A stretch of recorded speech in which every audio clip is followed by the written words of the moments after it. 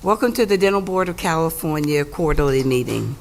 Today is Thursday, November 14th, 2019. Today is going to be a very full agenda, and we would like to move the agenda along so that we can have adequate time for various items the full board will need to discuss and act on in closed session. This morning, I will not be calling for breaks. So if members or those of you in the audience need a bio break, please do so. Members, please be mindful that a quorum is necessary at the dais before you exit the room. A quorum is 8 members. We hope to break for lunch at noon. Again, please be mindful of the need for a quorum as you return. So we're going to break for 1 hour. As you know from your closed session binders, there is a very large volume of items. We hope to start closed session somewhere about 1:30 or 1:45. When we get to that point, I will provide you members some further details on the order we intend for discussion. After that, Licensing, Certification, and Permits Committee will meet, and then the board will adjourn for the day. So the short of it is, when we break for noon, at noon, we're pretty much done except for another 30 minutes. So look for us to be finished for the day somewhere around 1:30. During this meeting, you may notice members accessing their laptops. They are using their laptops to access meeting materials that are in electronic format. This is an official meeting of the Dental Board of California. The Dental Board welcomes public comment on any item on the agenda, and it is the board's intent to ask for public comment prior to the board's taking action on an item. If for some reason I forget to ask for public comment and you wish to speak to that item, please raise your hand and you will be recognized. Depending on the number of people who would like to testify on a particular item, a time limit may be imposed. We ask all speakers to stay on topic, and if a time limit is determined to be necessary, keep your comments within that time limit and try not to repeat testimony. With that, I'd like to ask the secretary to please call the roll. Good morning. Good morning. Just as a side note, you talked about banging of the gavel, and according to Google, the banging of the gavel finds its roots with the Norse god Thor. When he banged his hammer, people paid attention. So good morning. So, the roll. Burton. Present. Chan, present. Chappelle Ingram, welcome back. Thank you. Present. Lai. Here. Laren. Here. Lay. Here. Mackenzie. Here. Mackenzie here. Medina. Medina absent. Morrow. Here. Morrow here. Alagi. Here. Alagi here. Pacheco. Pacheco here. Stewart. Here. Stewart here. Witcher. Here. Witcher here. You. Here. You here. You have a quorum, Madam Chair. Thank you. And before we proceed further, I'm going to take a little point of personal privilege, and I would like to introduce our new Department of Consumer Affairs Director, Kim Kirchmeyer. Thank you for being here this morning. So,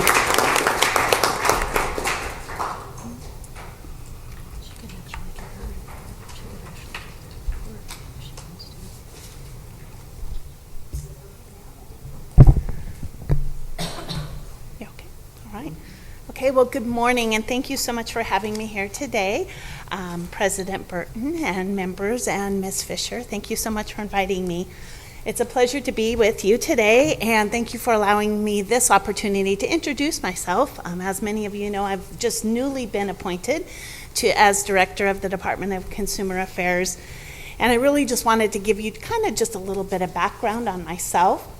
I actually know several of the members, so it's nice to see very familiar faces, so that is always a welcoming sight as well.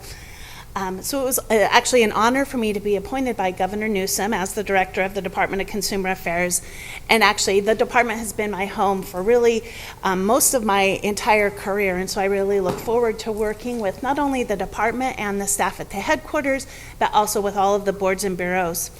I've actually been working already with Agency Secretary Podesta and just talking about ways to improve consumer protection in California. Just a little bit more about my background. I actually started with the department 30 years ago at the Board of Cosmetology as a student assistant.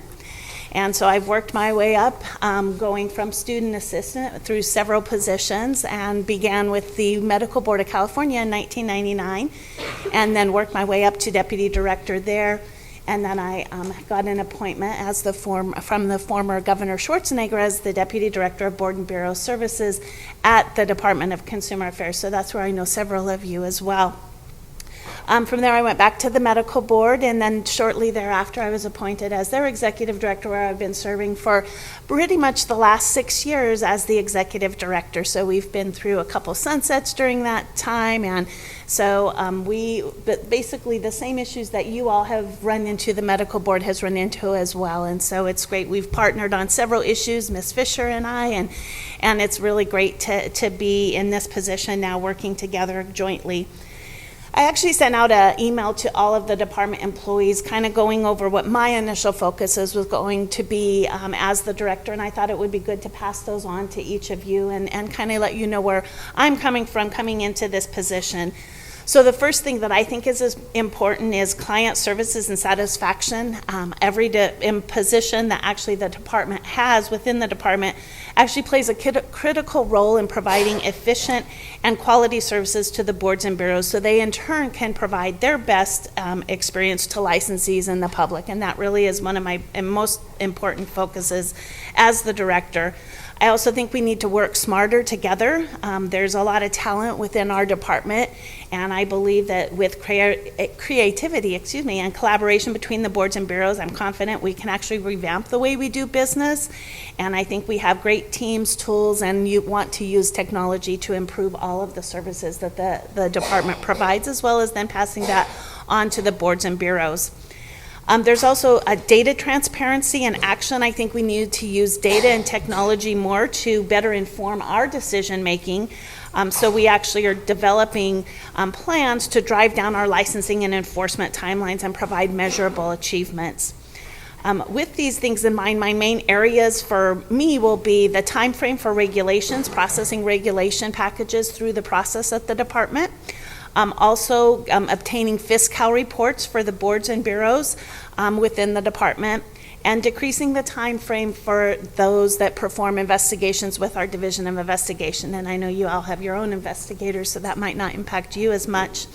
But then also working on ADA compliance issues as we're moving forward to make sure all of our websites and all of the documents on those websites are ADA compliant.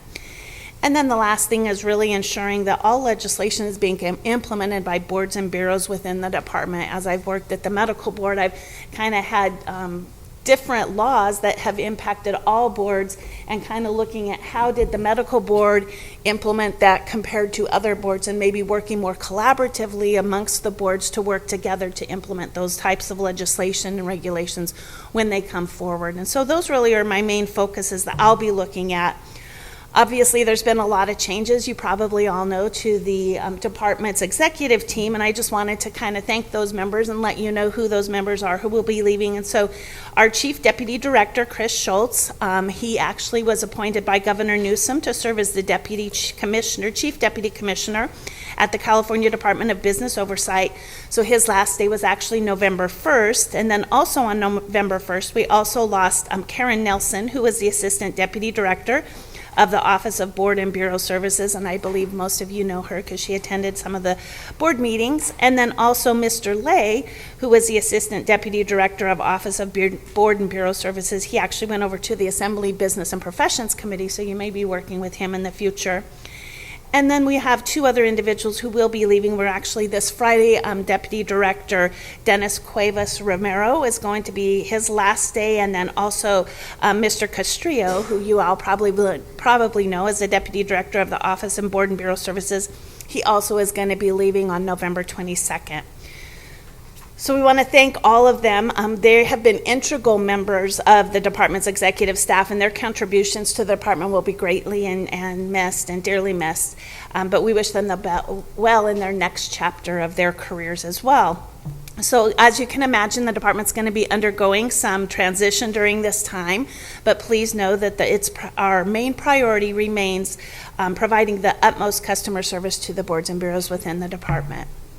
I did want to give you a little bit of an update on that regulations unit that I was talking about. One of my main areas will be focusing, and that unit is now fully staffed, and it is beginning to transition into taking over all of the regulation packages for the boards and bureaus and processing them. And then they've also begun a tracking system that will actually be able to track the submission of those packages, and then also their progression through the process so the boards can see the status of their regulation packages. So I think that'll be a huge benefit for all of the boards and bureaus as we move forward.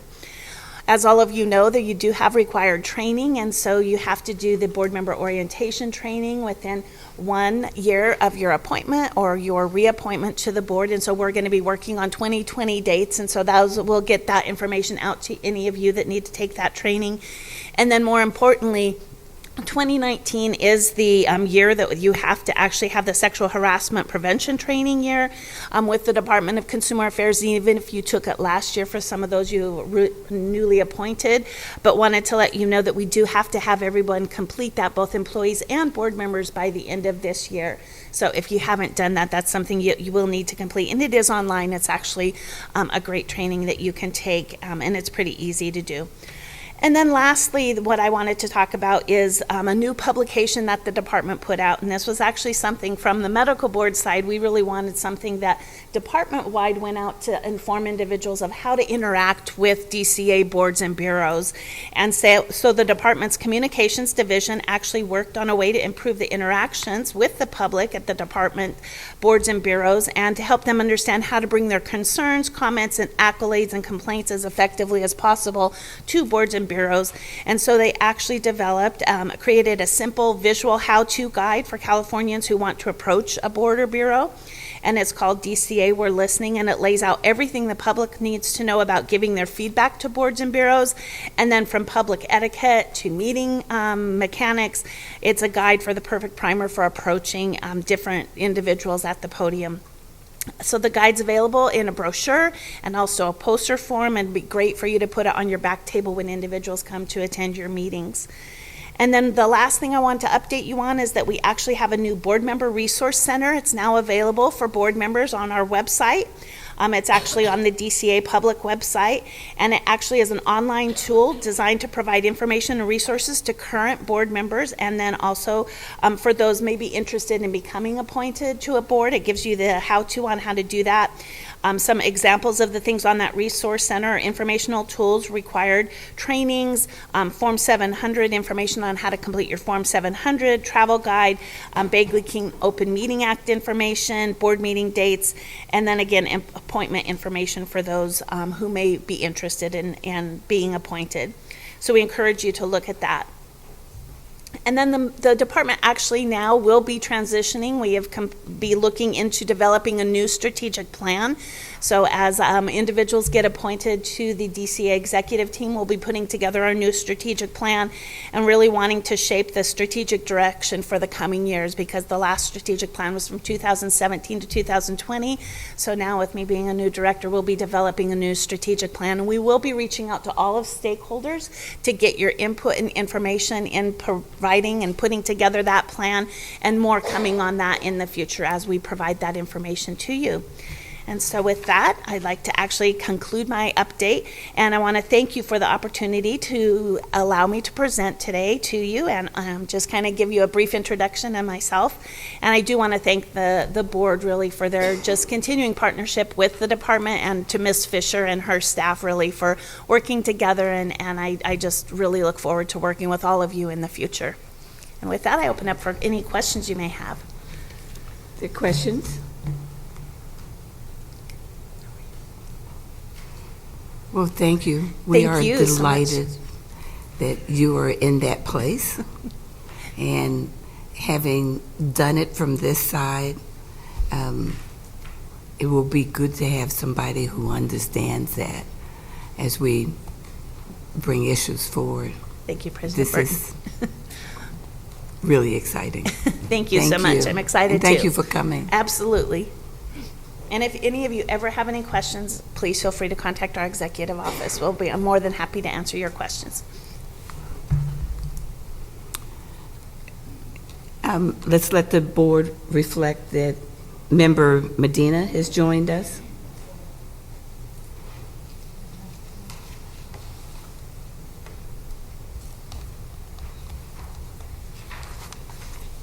Okay. The next item is the approval of the August 15th, 2019 board meeting minutes. And because there are no tabs, go to page 7, members.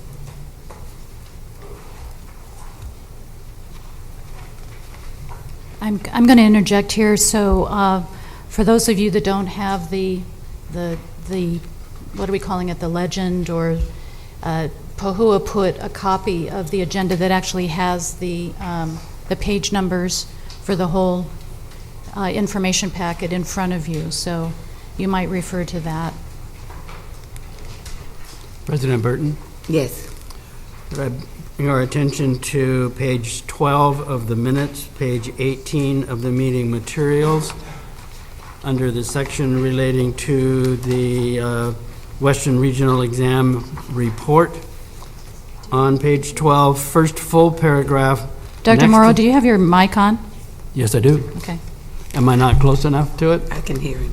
All right, how about, is that better? All right, thanks. On the next to the last line of the top first paragraph, Mrs. Burton questioned when the next, and I think that should be REB, not DERB, meeting is. And the next line under that was in November 8, 2019 in Denver, Colorado, rather than California.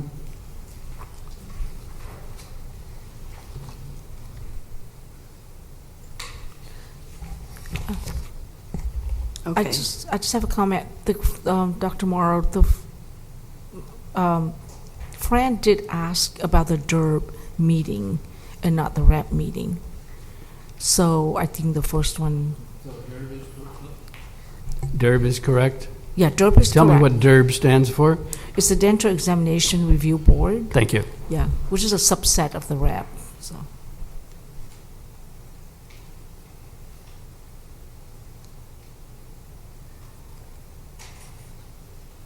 Anything else?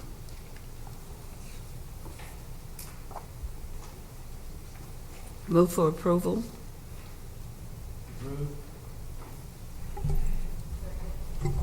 Okay, I'm going to ask you, when you make a motion, to give your last name, please. Morrow, move to approve. Okay. Abigail second, Miss Medina second.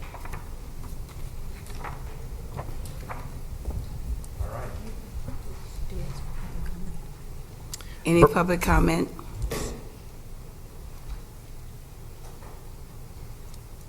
Okay. Okay. Burton. Yes. Burton, aye. Chan, aye. Chappelle Ingram. Abstain. Chappelle Ingram, abstain. Lai. Yes. Aye, yes. Laren. Yes. Laren, yes. Lay. Yes. Lay, yes. Mackenzie. Yes. Mackenzie, yes. Medina. Abstain. Abstain. Medina, abstain. Morrow. Yes. Morrow, yes. Alagi. Yes.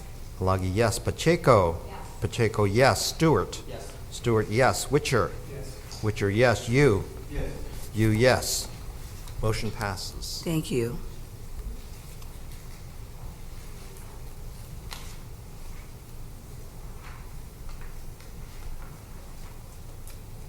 Okay.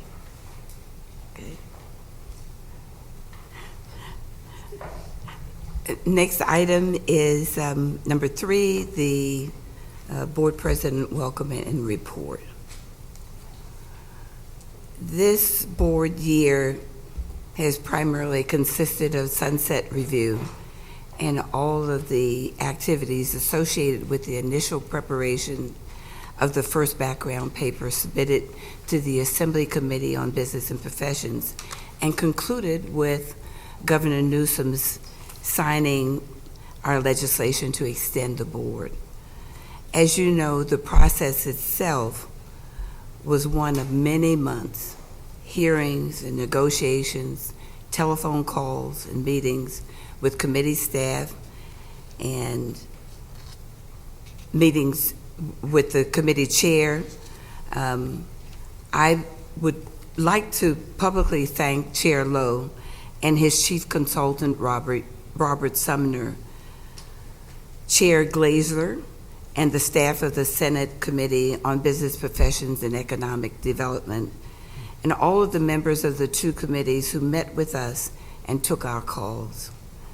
This was because of a set of circumstances, my 3rd sunset review with the board, and I am so pleased with what we accomplished. You know, like kids say, this is really the best, and then the next year, this is really the best, but this was good. This was really good. We are so pleased with what we were able to accomplish. So later we will have discussion and hopefully begin the process to take action on AB 1519, Chapter 865, Statutes of 2019, our sunset legislation. We took actions on other issues this year as well. This has been an exhausting year, but a good year. I had no meetings during this quarter, but I had countless calls and briefings with our executive officer. Next week, the executive officer and I will travel to Glendale for the meeting of the Dental Hygiene Committee. This meeting, and this is where I take a deep breath, this meeting for me is bittersweet because this is the last meeting of 3 of our colleagues. I've been a part, ironically, of the executive teams for all 3. When I came to the board, Dr. Hong Lei was deeply involved in issues of infection control, and I was just trying to find my way. I learned how passionate she was about services to the underserved and unserved through her work as the director of the Oakland Dental and Wellness Clinic. Dr. Lei, don't start that, was the first member working in a public health clinic to serve as president of this board. She's also been our representative for meetings of the Western Regional Examination Board and our person working on portfolio. Dr. Bruce Witcher, hiding. You've been our workhorse on this board. He's been the go-to person for extensive research. He's been part of extended discussions on dental assisting. When I came, and through those early years, when it was not always pleasant, but he persisted. He also has the distinction of being one of the few people who actually likes strategic planning. He was in private practice during most of those years and part of a very busy oral surgeon practice that included his having to be available as needed for hospital and other emergencies. When we struggled to respond to questions regarding child anesthesia, Again, Bruce was our person who provided hours of research and guidance. Public member Yvette Chappelle Ingram has been our cheerleader, a ray of sunshine. She makes us think. Her persuasive arguments have kept us on track and kept before the board the priority of protecting the public. She joined the board after Hoon and Bruce and set about the business of making us family. New members, this is a brief profile, but not the entirety of these members' contributions. But I believe enough to show you what we are losing and the big shoes that we need to fill. And what I would say to you is step up, do your homework, be prepared, and take this board forward. This evening, we'll have time to celebrate these extraordinary members and to say our proper adieus. This is my last meeting as president. I've had the great pleasure of serving 3 terms as president, and now I am hopeful that I can sit back, be a mentor, and do that in the time that I have left. Being the first public member to become president and having served 3 separate terms has been one of the highlights of my public service. I'm not going to use this time to talk about what I have done, because I truly believe that there is never an I without a we. Leadership is many things. For me, it's bringing the integrity, values, vision, confidence, and competence leadership embodies. With some limits, it's also about stepping out of the way to provide others with the opportunity to do what they do best, and knowing that we are better for that. So I'm grateful to the executive officer. Without a doubt, she's been my partner, and I could not have asked for a better partner. I want to acknowledge our assistant executive officer, who has stepped in and stepped up at some very critical times. I want to acknowledge our enforcement officer, particularly for your seeming patience and walking us through trends and explaining the process over and over and over. I also want to acknowledge board staff, many of whom are here today, who so ably do their jobs. Thank you, counsel, for your legal advice. We're not always good listeners, but we thank you for your advice. I'm appreciative of all of you and your expertise that makes us think and ask ourselves if we've forgotten anything, and if we're doing all within regulation and law that we should. All of these pieces that I mentioned make the whole and keep us true to our mission and values. The changes and challenges within the dental profession are ongoing, and we will have to stay on our toes to confront societal changes. My hope is that we will continue to work diligently on the challenges access to care present. I also hope we will get much more deeply invested in concerns of prescription drug abuse, particularly opioid abuse. We can and we should do more than just take a position. Dentistry is a part of the problem, and so therefore we should be a part of the solution. I stepped down with a challenge to the Dental Assisting Council and asked that you focus on the entirety of dentistry, of dental assisting. Are there chair-side or direct service functions that require a look? Are we adequately addressing all of the categories in licensure within the profession?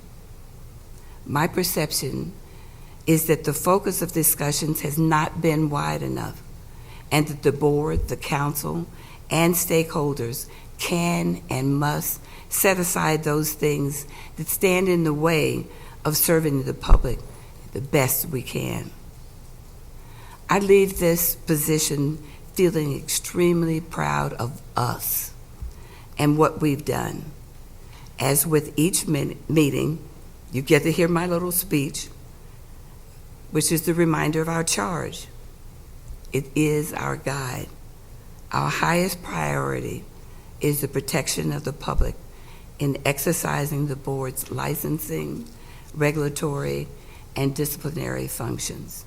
Whenever protection of the public is inconsistent with other interests sought to be promoted, protection of the public shall be paramount. So members, I ask you to do due diligence. Stakeholders who are here representing various constituencies, you have a stake in what we do, and I will make every attempt to hear your concerns. Sometimes our interests and decisions we make as a board are different from what you want because of our guiding principles. When that is the case, I'm hoping that we can agree to disagree without being disagreeable. So let's get started today. We have a report from the Department of Consumer Affairs that's in your packet. And that is item 4, page 27. And so since the director has already commented on most of that, and there's no action required in terms of any motion. Next item is the budget report. If you'll turn to page 30 through 35.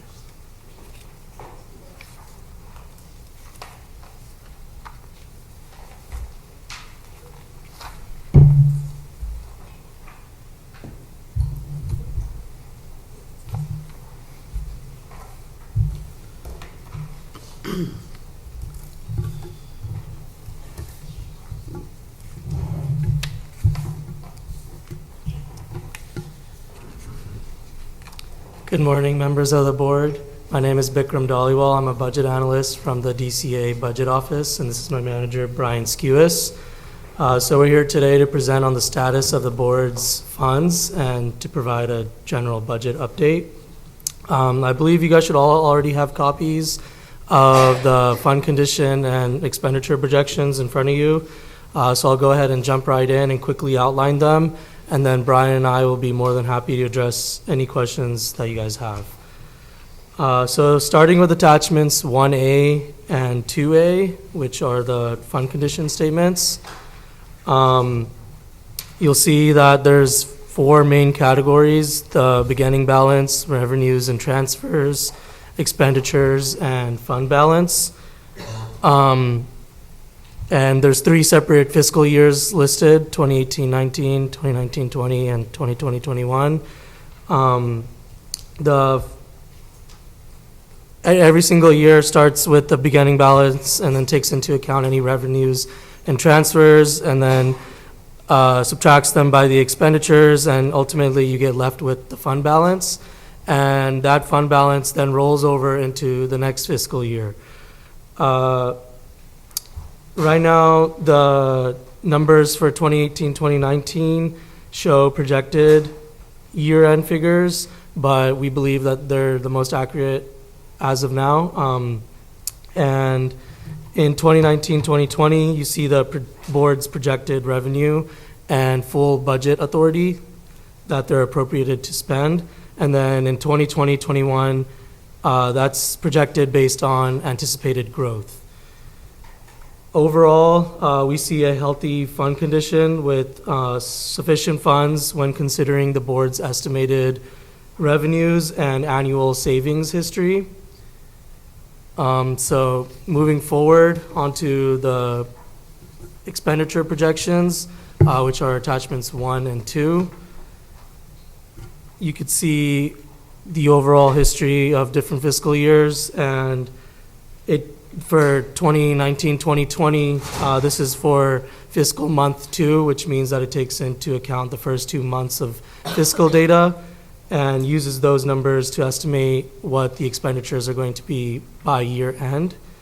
And so both the dentistry and dental assisting funds show significant savings down at the bottom right of the expenditure projection, and which leaves plenty of room for any budgeting agility in case of any unexpected expenditures or economic uncertainties.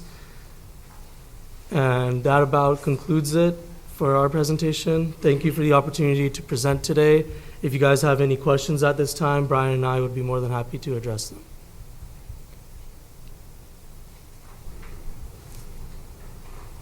There are questions?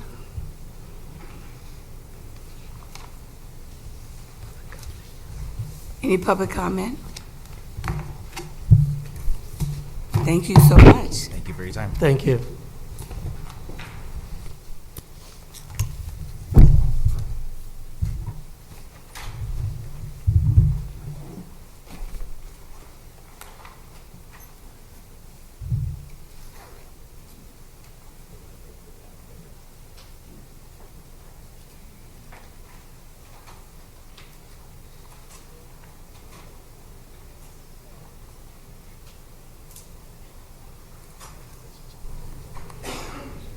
Okay, we are now going to recess to convene the Dental Assisting Council.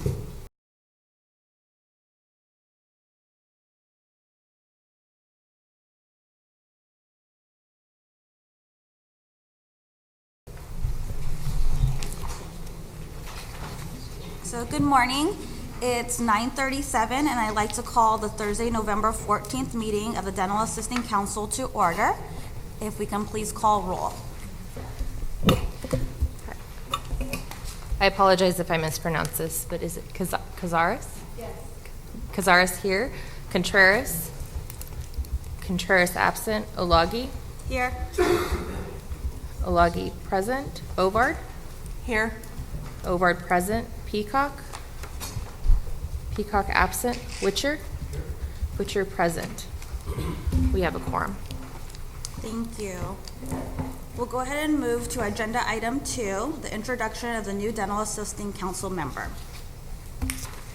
The council had a vacancy for an RDA employed clinically in private dental practice or public safety.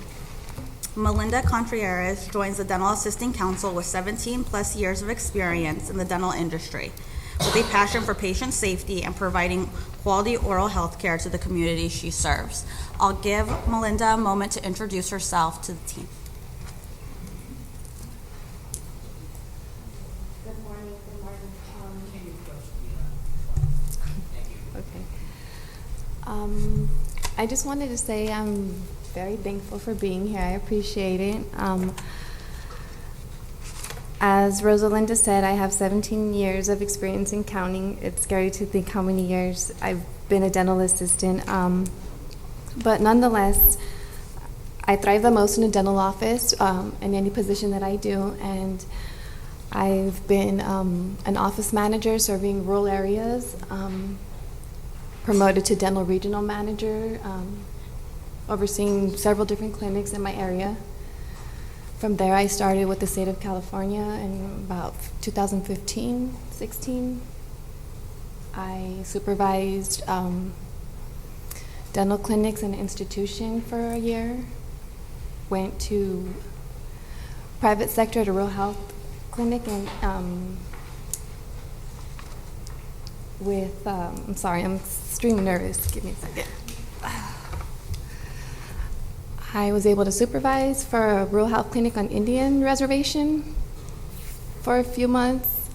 Nonetheless, it was very dangerous during the winter times with the snow, so I did go back home to corrections. So I'm currently dental assisting as inside corrections for the state of California, and I've been an SME for the dental board for about 3 years now, and I do get a lot out of coming to my meetings, and I am very thankful for being here, and I'm very nervous. Melinda, you did amazing. Thank you, and we welcome you as a dental assisting counsel, and I know on behalf of the board, we welcome you too. Thank you. We will move to agenda item to approve the minutes. We will take the minutes separately, so we'll ask for a motion to approve Friday, July 26, 2019's minutes first. Is there any changes, modifications that the council sees that we would like to address today?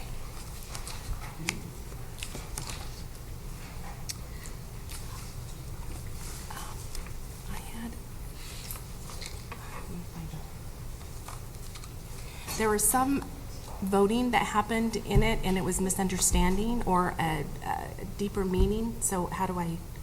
What pages? We'll look at them on my page.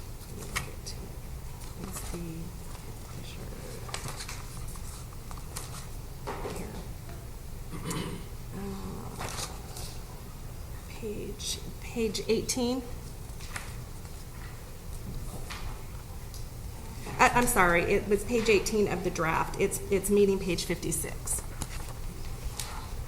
It was the motion that we did last in July, and it was the motion for the Pinton Fisher, and it was, after reading it, it was not what the intent was on my vote.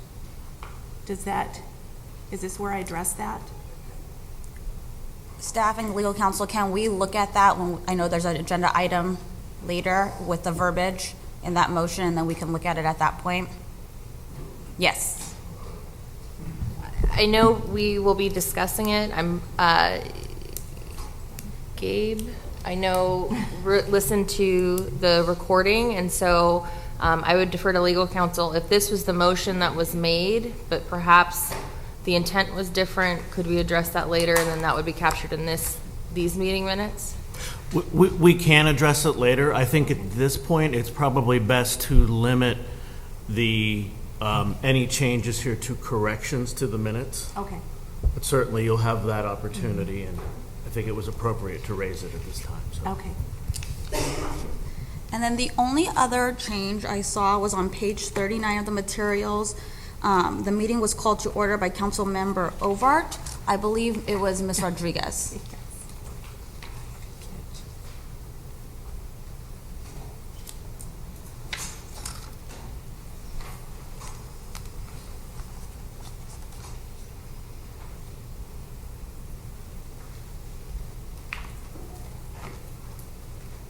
If there are no further changes, if we can have a motion to approve Friday, July 26th. Public comment? Claudia Pohl, CDAA. At the bottom of page 5, it asks for a spelling correction. So the correct listing should be CDAA. Remove the N, please. And then Claudia, so we're on page 43 of the materials, correct? Yes, ma'am. Okay. Yes, ma'am.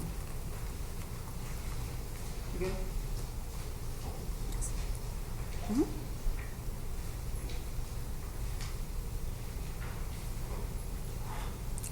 Any other public comment? You want to go to motion? I'll move to approve. I second. Ovard second.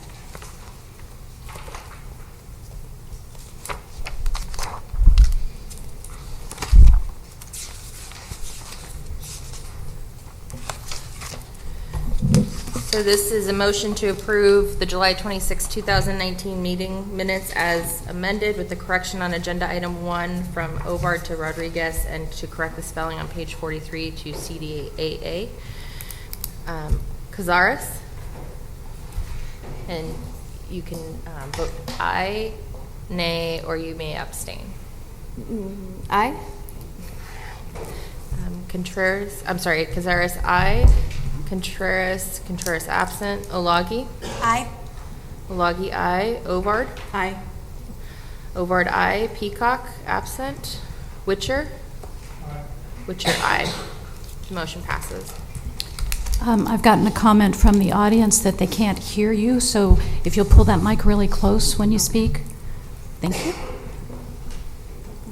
We'll now move to the minutes from August 15th, 2019.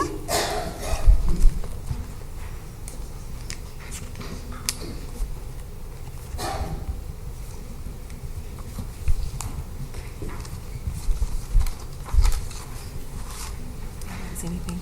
I approve of the minutes. Public comment? Seeing no public comment? Ovard approved. I'll second Witcher.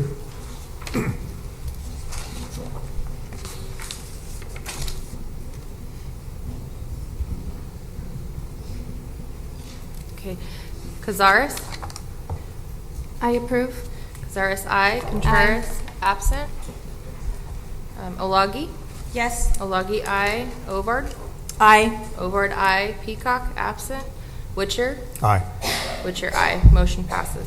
Thank you, Sarah. We'll now move to agenda item 4, update on dental assisting programs and applications provided by Tina Valerie. Good morning, Tina Valerie, manager of the Dental Assisting Unit. So this memo provides an overview of the new dental assisting program and course applications received by the board. Table 1 shows the total number of program and course applications that have been approved in 2019.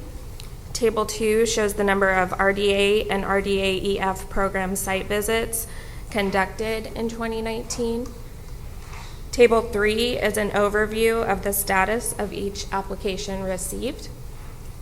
Table 4 shows the total number of approved programs and courses. And Table 5 identifies the approved programs and courses by name and type of program. And I'd be happy to answer any questions you may have.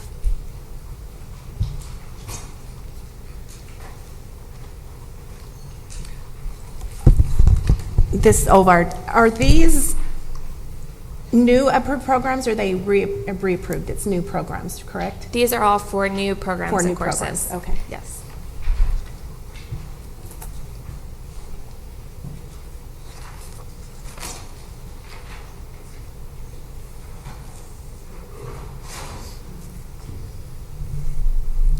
We'll go ahead and ask for public comment.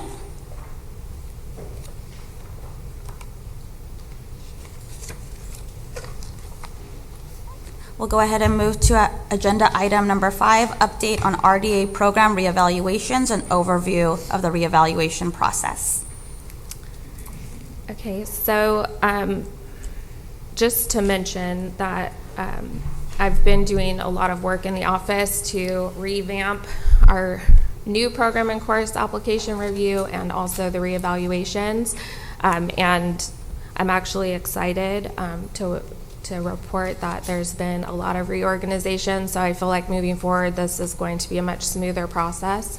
The memo in the packet is an overview of the reevaluations that we have been currently conducting, the status of each reevaluation, and there is a brief overview of the reevaluation process and our efforts to improve our communication with the stakeholders and our plans to improve the process overall. And I'd be happy to answer any questions you have.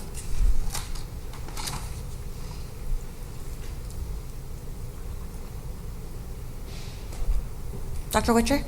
Yeah, does this seem to be going a little more smoothly now? I know when it first came out, a lot of the programs were really struggling, and I think you worked really hard to address those concerns, and you worked very closely with them and were very patient with them and allowed them to get everything in and granting extensions, the intent being to kind of get them all through the process and get them up to speed. And so I don't see anything here that raises any additional concerns. I think hopefully we've benefited from that previous experience. So I will say that this has been a learning experience for all of us. So it definitely is moving in the right direction. We haven't sent out any new requests for reevaluations just yet, My plan is to hopefully get that going again in January or February once we continue to work on the reevaluation application and make some adjustments and create a checklist for the programs just to make it easier. In the meantime, there are some programs still that are struggling getting the information together, so we are working with them to grant their extension requests.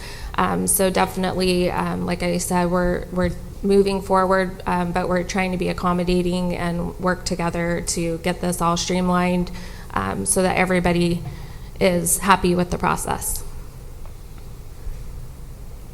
I don't think anybody ever really likes going through a program review, but Right. it can benefit the program. So thank you for that. Public comment? Okay. Agenda item number 6, update on the dental assisting examination statistics. The dental board currently offers 4 written examinations: the RDA Combined General Written and Law and Ethics Exam, the RDA EF Written, the Orthodontic Assistant Permit Written, and the Dental Sedation Assistant Permit Written Exam. This memo provides an overview of the candidates that have been tested over the last 12 months and the passing and failing scores for each exam. The tables provide a breakdown of each examination by first-time and repeat candidates and their passing and failing scores. The board also offers the RDA EF clinical and practical examinations, which were offered in February, March, June, and August of 2019 in both Northern and Southern California. A breakdown of each exam has also been included. We've also included numerous pages of statistics that show the passing rates for individual approved programs, and I'd be happy to answer any questions.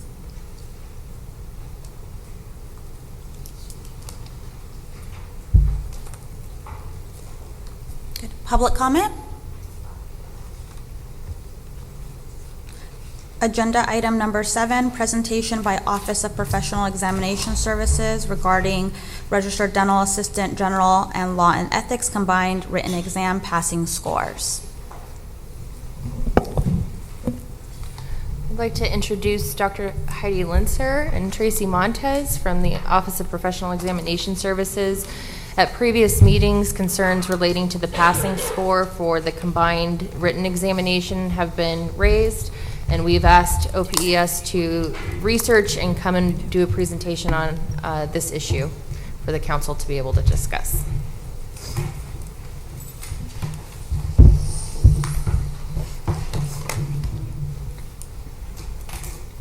I have copies of the PowerPoint, if anyone would like one.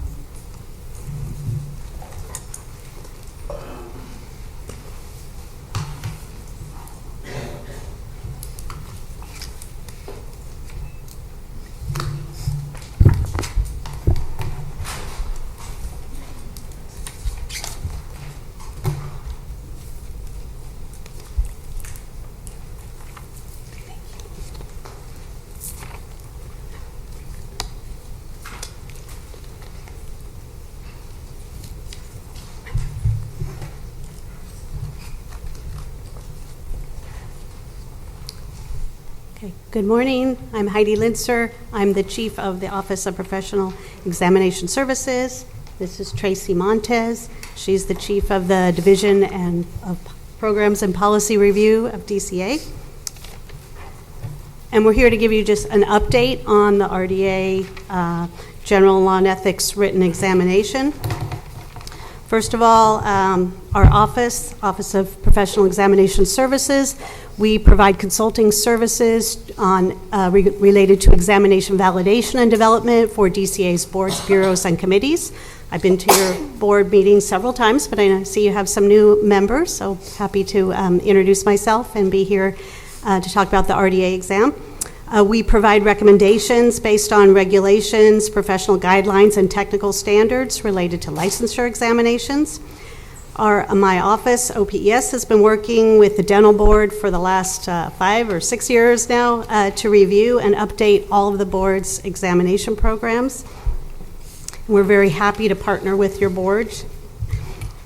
So as I said, there's regulations, standards, and guidelines that we follow to define how we do our work and what recommendations that we make for boards, bureaus, and committees. So the first one is Business and Professions Code, Section 139, and this requires that boards conduct an occupational analysis for each of their examinations every 5 to 7 years, and boards must submit a report every year indicating the status of the occupational analysis and the examination development. BMP 139 also mandated that OPES develop an examination validation policy that all boards and bureaus must follow. And so that policy, along with the principles and the standards that are listed here, those provide more detailed information about how to conduct the occupational analysis and how to use it to develop valid licensure examinations. So whenever we give advice, recommendations, and reports to the boards and bureaus, we follow these standards and guidelines from the industry, the testing industry, and specifically the licensure testing industry.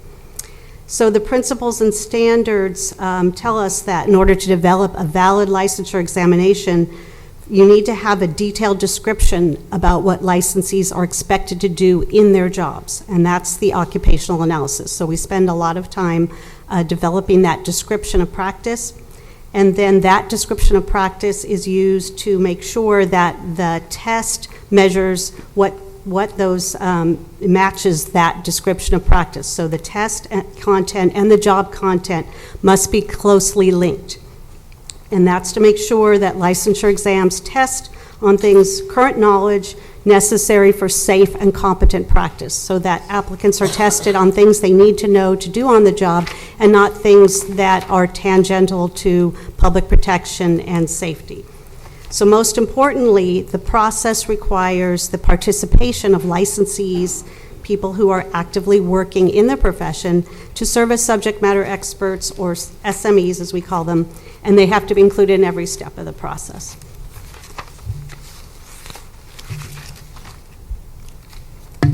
So this next diagram shows our examination development cycle.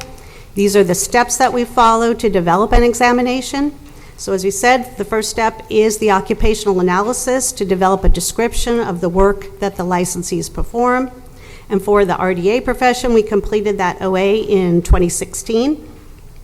The results of the occupational analysis provide that detailed description of practice, and then the final results are an outline for developing the licensure examination.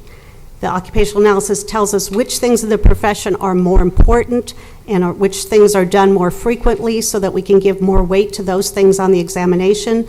Other things that are done less frequently or are less important get less weight on the examination. And the next step is to work with SMEs to write and review test questions, construct the examination, and determine the passing score. The passing score must be determined by a process using SMEs to assess minimum knowledge necessary to perform safely and competently.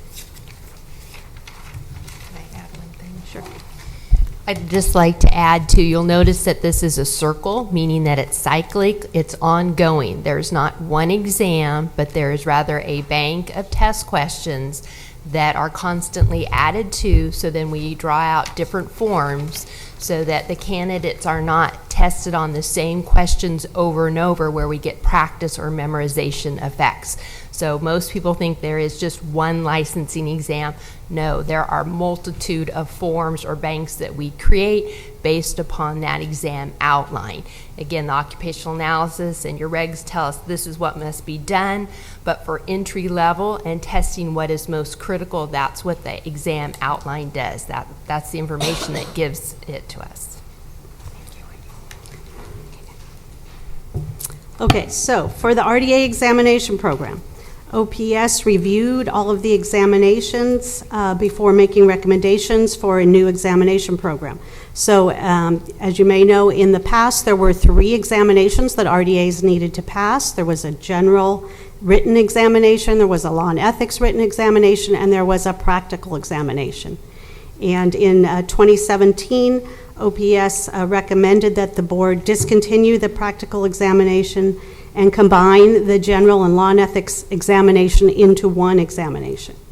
And between 2017 and part of 2018, OPS worked with SMEs to develop the new combined examination, which is designed to assess the information that was previously measured on these three previous examinations.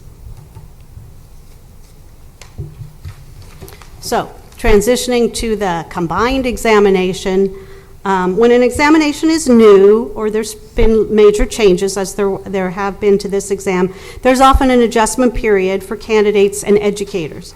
And during the adjustment period, it is not unusual to see changes in the passing rate. So we may be seeing that now for your RDA. When you look at the passing rates, I know they're reported monthly by school. The numbers can be very small, so you might see big fluctuations, like it might say 100% of candidates passed from this school or 0% passed from this school, but you have to look at the number of candidates in each of those little boxes. So if it's 100% of 5, that there may only be 5 candidates at that school, or 2 candidates from a school and nobody passed. So just caution when interpreting small numbers. When we look at the overall larger numbers, it gives us a better picture of the actual passing rate. So right now, I have for the overall passing rate of everyone who's taken the new RDA examination, which was launched in May of 2018, the overall passing rate is 54.59%. And we have administered 3 forms of that examination.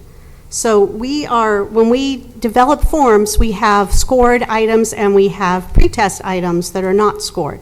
Those pretest items we are using to determine if newly written questions are functioning the way they should. So we're now looking closely at the item performance for those items that are pretest to make sure that they're functioning, and then when they are doing well, we put them in the bank and we can use them again. And it takes time to build a bank of new items for a newly revised examination such as this one. So we're still in the process of doing that, trying to build a bank of high-performing questions. So just to give you some more information on how the examination items are written, as I said, we use subject matter experts, who are licensed RDAs working in the field. We provide training to them on how to write test questions. They come to our office. This is not something that is done on their own. They come to our office for workshops. They work with a trained test specialist. They are given information on how to write questions. Using current job-related topics. They look at the examination outline to make sure that all the questions are linked to the examination outline. The examination outline has tasks and knowledge, so they are asked to write test questions on the knowledge, using the tasks to make sure that we put that knowledge into a context that's job-related. They're also asked to consider different levels of cognitive processing. When we write examinations, we explain to item writers that there's different levels of items that can be put on a test. At the lowest level is questions that are recall, just asking for memorization of facts or definitions of things. Comprehension is more of a definition. Do you understand the meaning of this term? And the higher level is application and analysis, so applying that knowledge to situations that you would find on the job. So we want our item writers to work toward these higher levels of application and analysis, actually providing information and say, what would you do when presented with this situation? So it takes time to work on a bank of questions where the majority of the questions are at these application and analysis level. So when we have the subject matter experts come in, when we write the questions, we ask the SMEs to think about common situations that occur on the job, and then we ask them to write a question on that situation and to find a place on the examination outline where that question fits with a task and a knowledge. And then they also, after they write the question, they also need to find the answer to the question in a reference book. So the reference books are used to confirm the accuracy of the answer. They're not used as a source to find the exam question. We don't ask them to look through the book and look for a question that you can get out of this book. It's the other way around. You write the question, then you justify, you confirm the answer that it is in a reference book.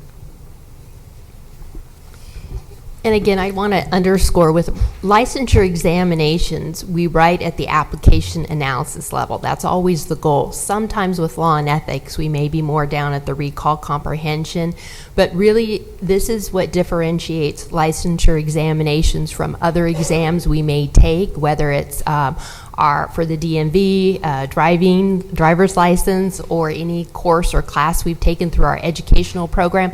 They're not always written at the application and analysis, and that can sometimes be confusing to candidates because they're used to tests at a different kind of level. And the reason why we write at application and analysis is not to trick candidates, because that's not fair and that's not appropriate, but it's to make sure that someone who is familiar with a job or familiar with test taking, like Heidi and I, could not pass the licensing exam. Because if all we had to do was open a book and memorize a bunch of information, then we would have a lot of random people passing the exam that may not be qualified. So that's why we really try to gear our subject matter experts at the application analysis level. And that's why test questions are so very valuable. When you look at all the time and effort that goes into writing one, they can value up anywhere from $500 to $1,000 per test question. And that's why we don't recommend releasing a bunch of test questions. You'll often hear candidates say, well, why don't you release the test? Well, because those items are extremely valuable and there's only so much material, so we want to feed them into the item bank. So again, a little history on those levels and why they're so important. Another thing that we are cognizant of is minimizing language barriers for English learners. We try to make sure that each item is as clear as possible. We have SMEs that review the items after they are written by one group of SMEs. Another group of SMEs reviews the items to make sure they are clear and easy to understand. We have an editor who makes sure that our items are as simple and clear as possible. We try to keep sentences short, not write a long, complex sentence that's hard to follow. Use language that is needed for practice. Of course, there's job-related terms that people need to know, but we don't need to have complex language for the other parts of the question. Use language that's common in the job, common to as many candidates as possible. And we try to avoid idioms, jargon, and acronyms. If we do use acronyms, if those are needed, we spell them out and provide the acronym in case a person knows it by only the acronym or knows it's by, they're not familiar with the acronym, then we spell it out. So those are some of the things that we do to help ensure that language is not a barrier for test takers. Okay, so finally, some improvements. We have heard from some of the stakeholders that they want some more information, and we are trying to be sensitive to that. So we have recently just completed an improvement to the candidate information bulletin this week. We'll be sending it to the board for approval next week. So what we have done is we listened to your feedback about the reference list. So we have worked with SMEs to see if we could reference the items to fewer than the number of textbooks that we had on the current information the list of references. So we were able to remove 3 of the reference books. So that's 3 less there, and still the items are still sourced to another book on the list.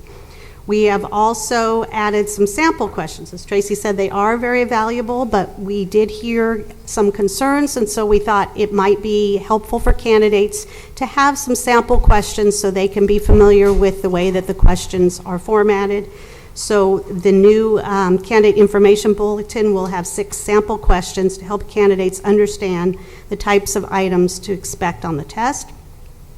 In addition, we tried to give more information. Even though the examination outline has a lot of information, we developed descriptions for each of the 4 content areas of the examination outline, so there's a little summary of each of those areas. And in a few months, we are going to be providing a breakdown for Content Area 1. We have breakdowns, so we have 4 content areas, and there are breakdowns for Content Areas 2 through 4 showing candidates each of, so a content area may be worth 30% of the test, but we've broken it down into 3 sections to say part of it is 10%, part of it is 5%, to give candidates even more information on what to study. So we will providing, we didn't have one for Content Area 1, and so we will be providing that in the next few months. Now, back to the examination outline. I keep talking about it because it is one of the most important things that candidates and educators can use to become more familiar with what applicants need to know.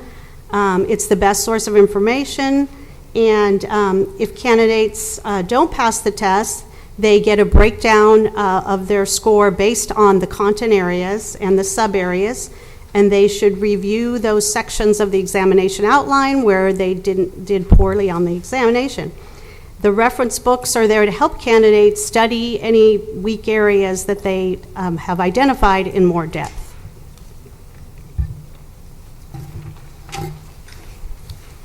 So, how can educators better prepare candidates? We encourage educators to use the examination outline information to review their curriculum. We also encourage candidates who take the test to provide comments on any questions they think are problematic. So when you take the test, you are given an opportunity to make a comment on the test. If there's a problem with the question, if there's a word you don't understand, we want to hear that feedback. We're not getting a lot of comments for this examination.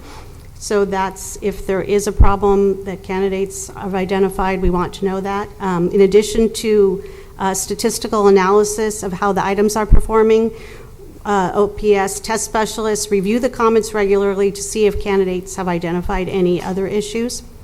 And as far as candidates themselves, as we said, read the candidate information bulletin. It has a lot of information in there about the test and how to prepare. Read the examination outline, make sure they're familiar with it, and now they soon have an opportunity to have sample questions to make sure they know the answers to those questions. And that's all I have, and I will take any questions.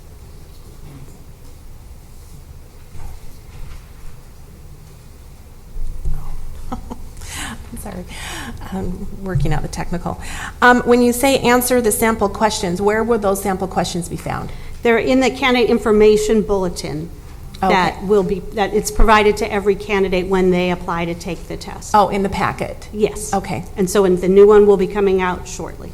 And it will have sample PSI will questions. have that. Will that be sent from PSI then? Correct. Okay.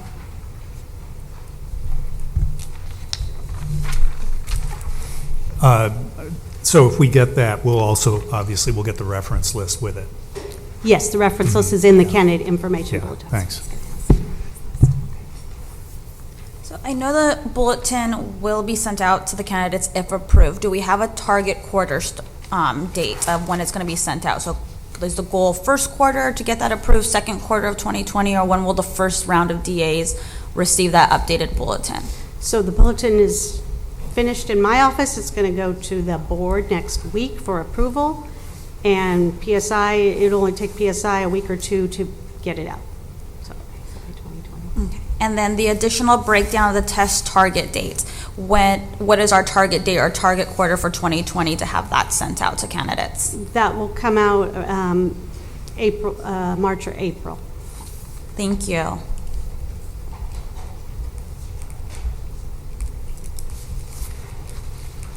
Any other questions? Any public comment?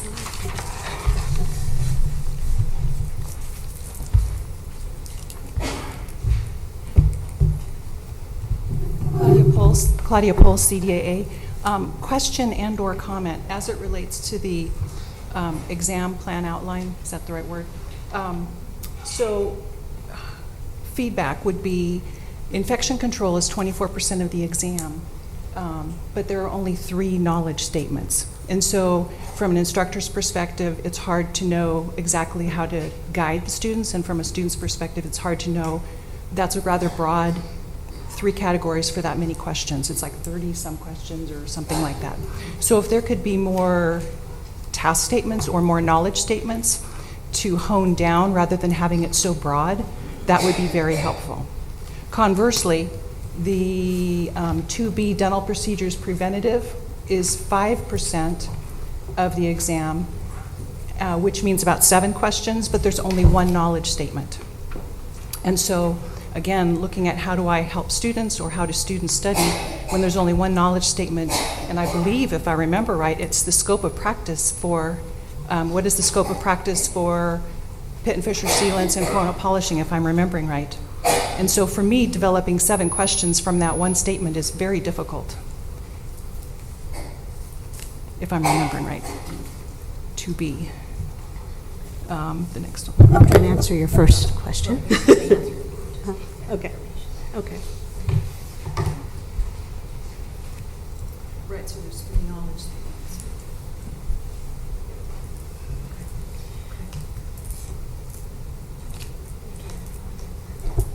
statements. You're correct. There's 3 knowledge statements, but there's several task statements. So what we ask the item writers to do is take this task and then write a question about performing this task in the office using this knowledge. And you're right, when it's laws and regs, a lot can be in 1 knowledge statement. But I would tell you to tell your applicants to look at the tasks and think, what knowledge do I need to know when I'm performing this task? And that should help focus them. Yeah, if you focus too much on the knowledge, then you get overwhelmed and you go into the detail recall. But again, focus on the task. As an entry-level RDA, what knowledge would I need to know to perform the task? So it's look at the task, focus on that. Okay, 2B.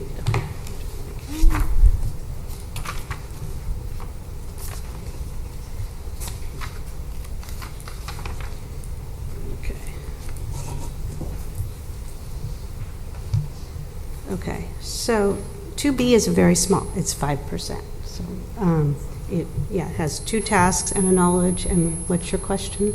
So if there are 5%, which would be about 7 questions, and it's on scope of practice, is it on scope of practice or is it on the procedure? Because these are tested elsewhere. So to me, this is where I thought the questions would be derived from, right? The scope of practice. You're going to go back to the task. What knowledge is needed? We've kind of got a private conversation going on that's really not working for me here. Okay. So trying to figure out how best to essentially address Claudia's questions. Is there... In the past, I've received, I don't know what's happening here, questions from stakeholders, and I've been able to forward those on to OPES, and they've been able to be responsive to those at that time. So if there are any additional questions for OPES, I'd be happy to have those sent directly to me, and I'll pass those along. I know as a result of some of the past stakeholder questions, these are the issues that have come up, and I wanted to thank OPES for jumping on these so quickly and working so diligently to resolve these concerns. Welcome. Yes, thank you so much, and I look forward to seeing the new bulletin and for the DAs to also leverage that bulletin. Thank you so much. Okay. We'll move to agenda item number 8, update on dental assisting license statistics.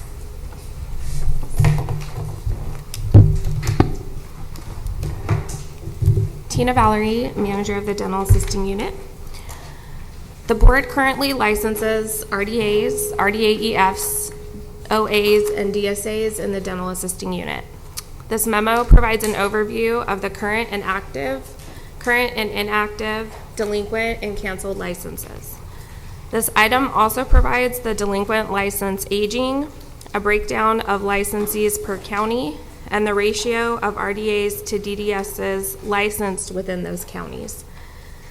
Beginning on page 4 of this memo, there are tables indicating the number of applications received by the board in 2019, as well as those that have been approved, the number of licenses that have been issued, along with applications that have been canceled, withdrawn, and denied. And I'd be happy to answer any questions you may have.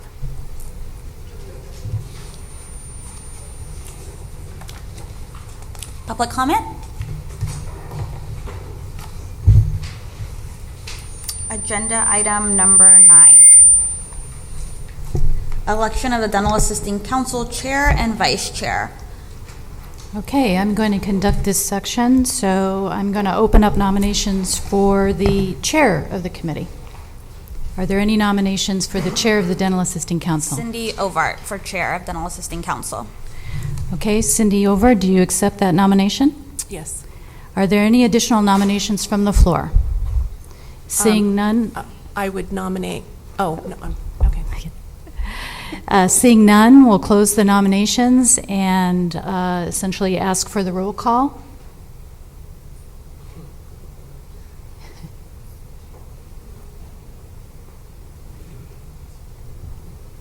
Okay.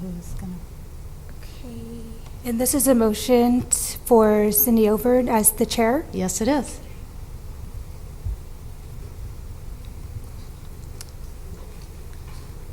Cazares?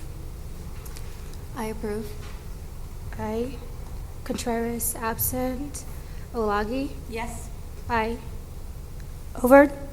Yes. Aye. Peacock, absent. Witcher? Yes. Aye. The motion. Okay, Cindy Ovard, you are the chair for next year. Congratulations. We'll now open the floor for nominations for vice chair.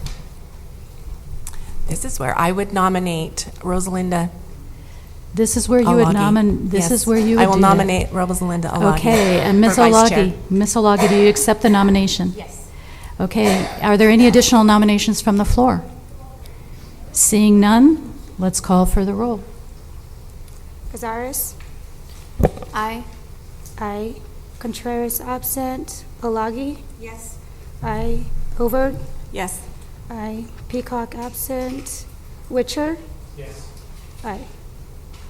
Congratulations. We have a chair and a vice chair, Cindy Ovard and Rosalinda Olagi. Next year will be running the Dental Assisting Council, and your job takes over essentially January 1st.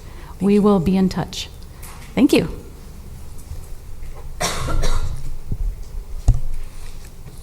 Agenda item number 10, discussion and possible action regarding the Dental Assisting Comprehensive Rulemaking Proposal.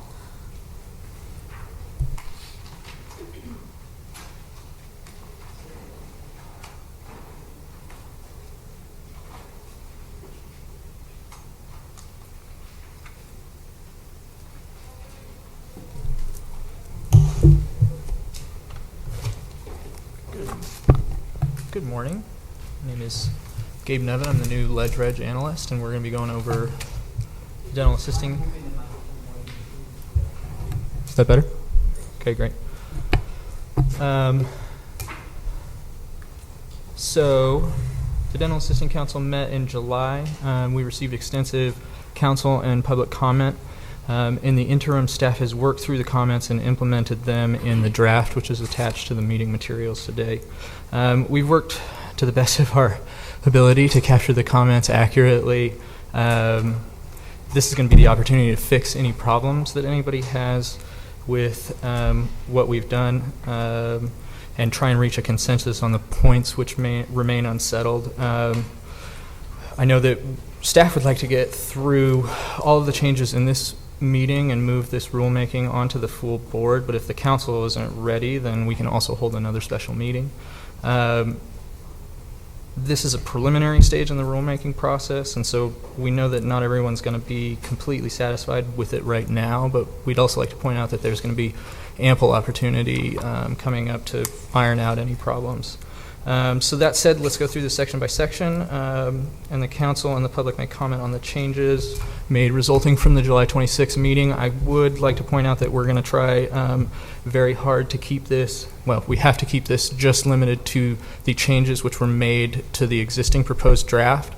The attachment here is in color, and so you'll be able to see all the changes are made in track changes, so they'll be redlined and outlined and available in comments alongside. So I think probably we should stick to the format that we used in the July meeting and go section by section and make a motion on each section. Actually, I met with Michael, and so what we'll do is just to keep the meeting moving along, we'll ask the council for their feedback so that you're able to take the notes and get the questions answered that you need to have. Then at the conclusion of all the discussion, that will be the opportunity for public comment, and we'll have one motion at the end to determine what the council's direction is at that point. Okay. Thank you, Sarah. So we'll have council first go through the document. Please reference the page number, meeting materials on the bottom, and the line. Go down, Georgia. We have some specific items that are bullet points for discussion.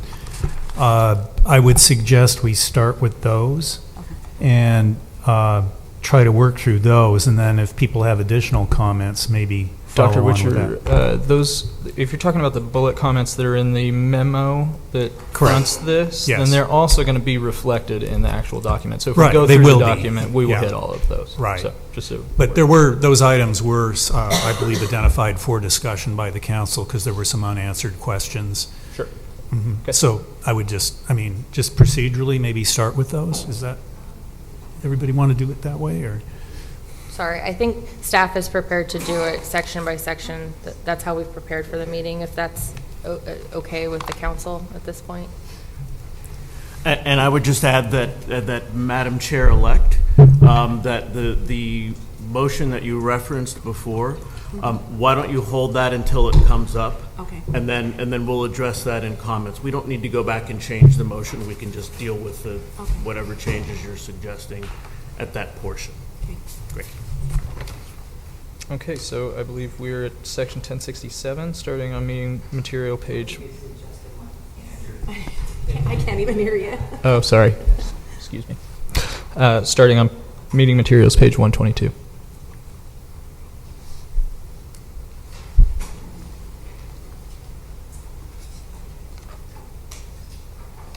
I have one correction. Just look at, this is not highlighted, but if you would look at the definition of basic supportive dental procedures, which is on page 2, line 17, that is not consistent with statutory language.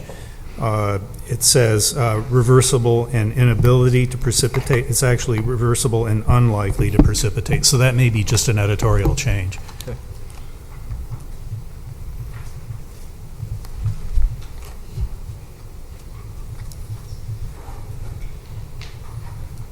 Staff is noted. Are there any additional comments on 1067? Hearing none, we'll move on to 1068, which doesn't have any items. Substantive changes. Moving on to page 125 of the meeting materials. Section 170. No comments. Moving on to page 5. Are there any comments? I'm sorry, page 126, page 5 of the regs.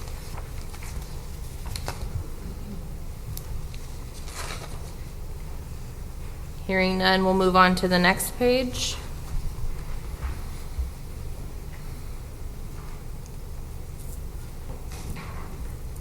Any comments? Moving on to page 128 of the meeting materials.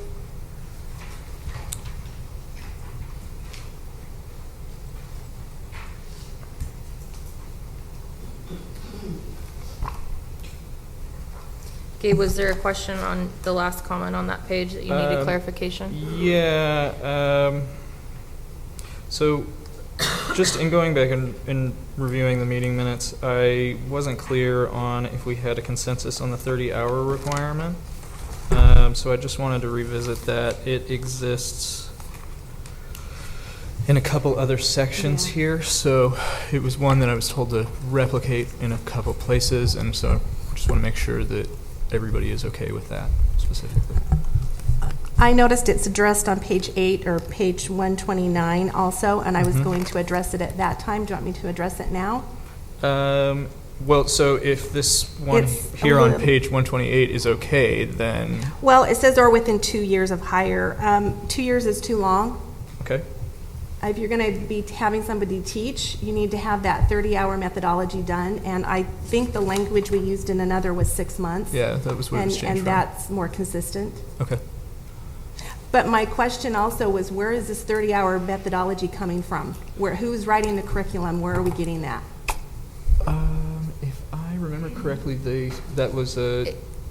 It's my, sorry, it's my understanding that the board will not be approving the curriculum. It's any educational methodology that the instructors are able to find. So just It's any, not as long as they have it? Okay. It's not specific. Okay. So on page 128, on subdivision D1C, we need to change it to within 6 months of initial hire, correct? Is that what I heard? Okay.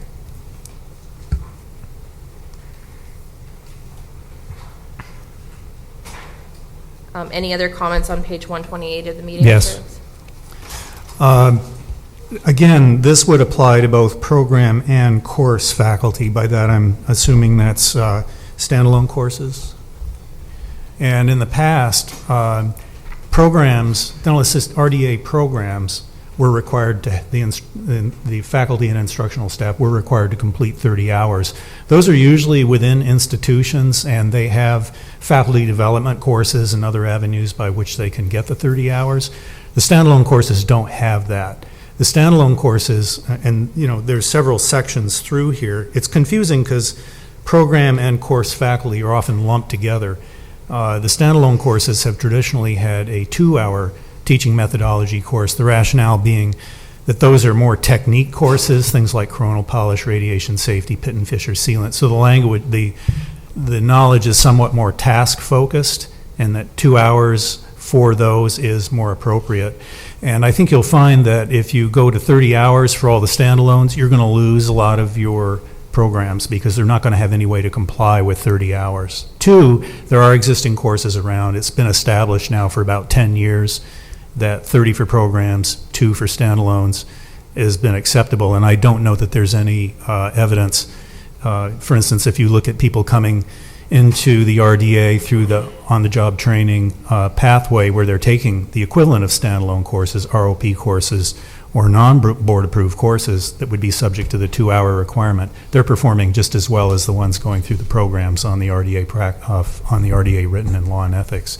So I would suggest that we go back to what we were doing before, which is 30 hours for programs, 2 hours for standalones, 6 hours for RDA EF. And, I think that worked okay. And to raise the requirements without having an approved course is not going to be very effective. Let me just answer that. From my understanding, the 30-hour is basically learning how to teach and how to do a rubric and how to do a syllabus and how to do a program teaching, which would still be having to be done in a course. The 2-hour was for clinical use on how to be able to teach that as a clinic class, which is not addressed in the 30-hour.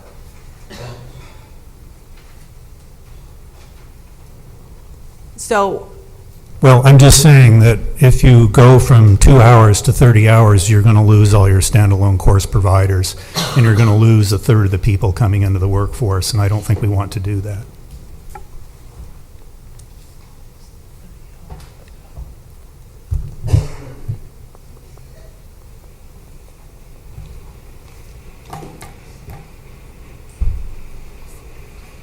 Okay. What is the will of the council? Sir, I would agree with Dr. Witcher. We want to increase the workforce because that then therefore increases access to care. So standalone courses remaining with the 2 hours of methodology, RDA EF with the 6 hours of methodology, and then 30 hours.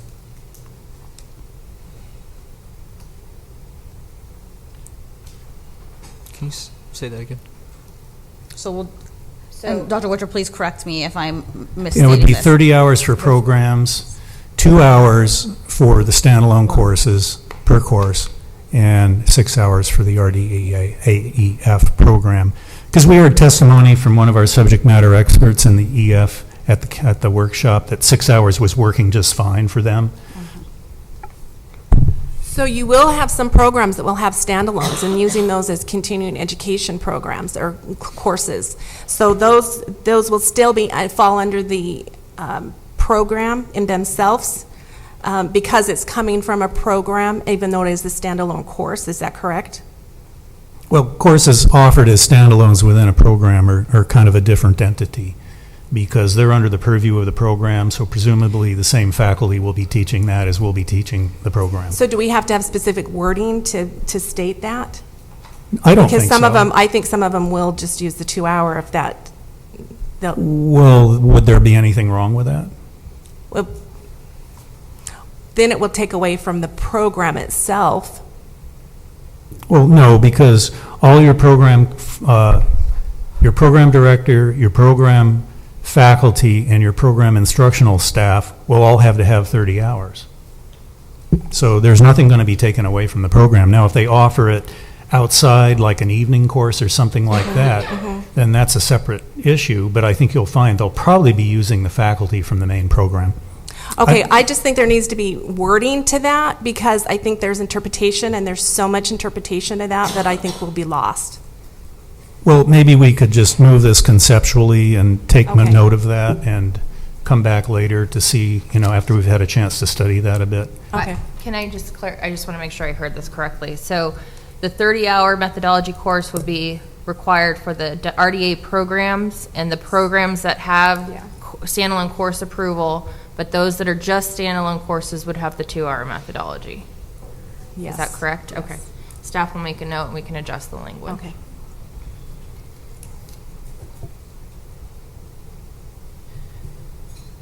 So then moving on to page 129, were there any additional questions? I know Gabe has a note here.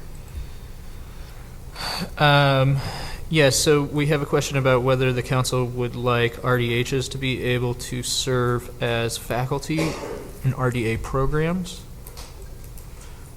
Could I take that one? Originally, RDHs were included as being a licensed person who could teach in these courses. There are some provisions where some were grandfathered because they had, I think prior to 2006, they had acquired the RDA duties. After that, they have to take the RDA to get those duties. So I think the way to look at it is there's language in here that says that you can teach any duty you're licensed to perform, and that kind of covers the RDH's teaching within their scope of practice within a program. In other words, if they can't really teach RDA duties, but they could teach things like infection control, radiation safety, any number of other coronal polish, pit and fissure sealants. There's lots of things they could do.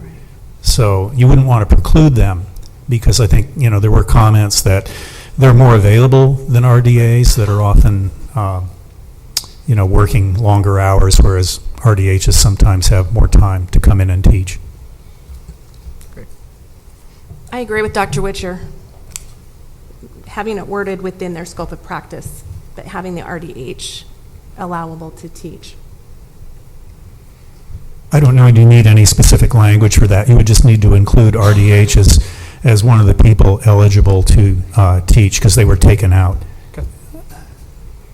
Staff will make that correction. And I believe Gabe's next question at the bottom was addressed with our conversation about the 30-hour methodology.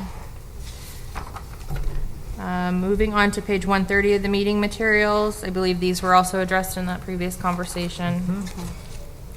Page 131 at the top has already been addressed. Oh, both have been addressed. Yep. Are there any comments on page 132? Well, that's part of that. Page 133. Page 134. 135.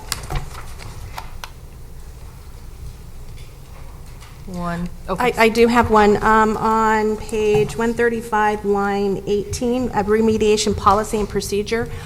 Is the dental board going to have that policy, or does the school just have to show, or the course program just have to show the policy that is used? That would be up to the program or course to show that policy. But it will be part that will be looked at. Okay.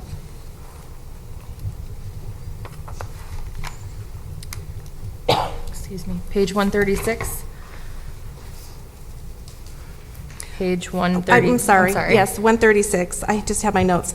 On page, 136, line 33, at the very bottom of that paragraph where it says, evaluating before, during, and after. What does after mean? I'm sorry, which it line says are during, you on, let's see, line 33 to 35. We added during, so during has been added, but before, during, and after is after, I don't know, what's the interpretation for after the clinical assignment? This is for extramural, when we're doing externship. If I may, I think that's just when they come back to the program, they'll have some sort of a summative assessment of what they learned on the rotation. That would just be when they're finished with it, yeah. Okay. 137? Yes.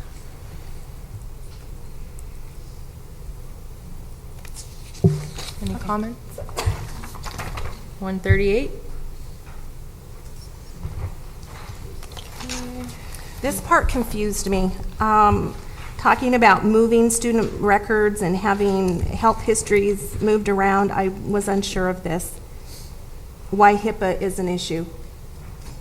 Which page are you on? I'm sorry, I'm on page 137. If I may, I think that was addressed in the footnote that programs are used to handling protected health information. They have protocols established for doing that, so it shouldn't be an issue. Okay. Yeah. Page 138. Hearing no comments, we'll move to page 143.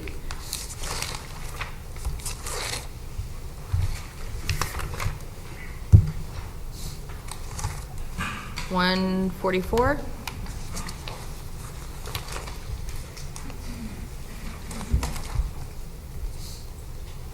$145.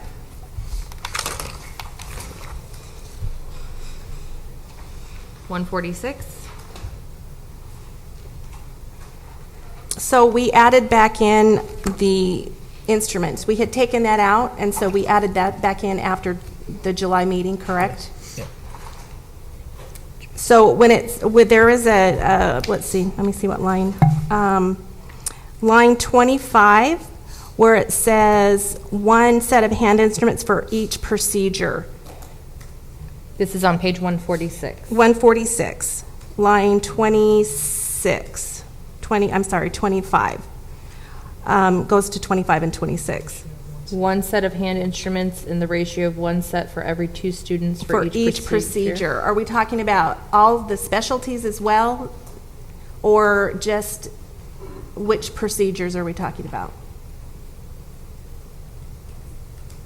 My question was just, is it all of the just basic, or are you going into specialties, endosurgery,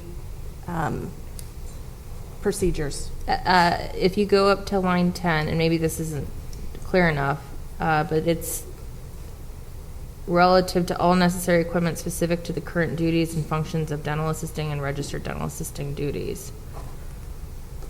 So I would defer to subdivision F to clarify that. If that's not clear, then we can make an amendment.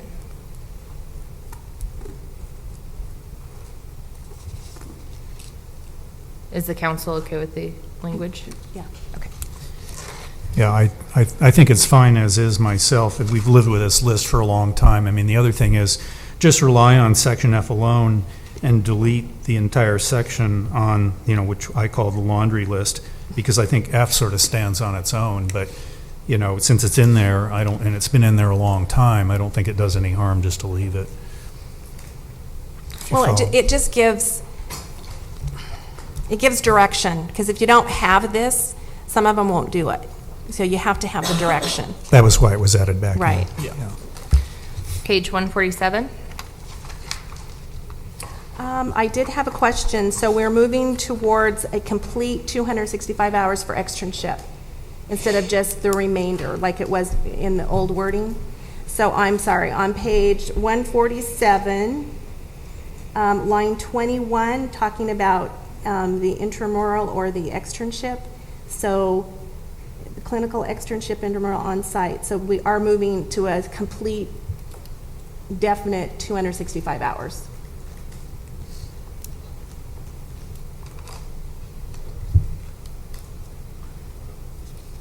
Are there council concerns, or is the language sufficient? Okay. We'll move on to page 148. Any comments? I did have a question on, and we kind of talked about it in the July meeting, but it's the 100 hours. So this just means it's a prereq. They have to do infection control before they can do any patient-based or any working on students. Because I know some programs, they do have that wheel that they're on, and they just do a very limited infection control for each procedure, each patient-based course. So this is giving us direct information of 100 hours, correct? Correct. I believe the concern was from the public protection standpoint that the students weren't receiving enough infection control curriculum prior to enrolling in the rest of the course content. So the 100 hours,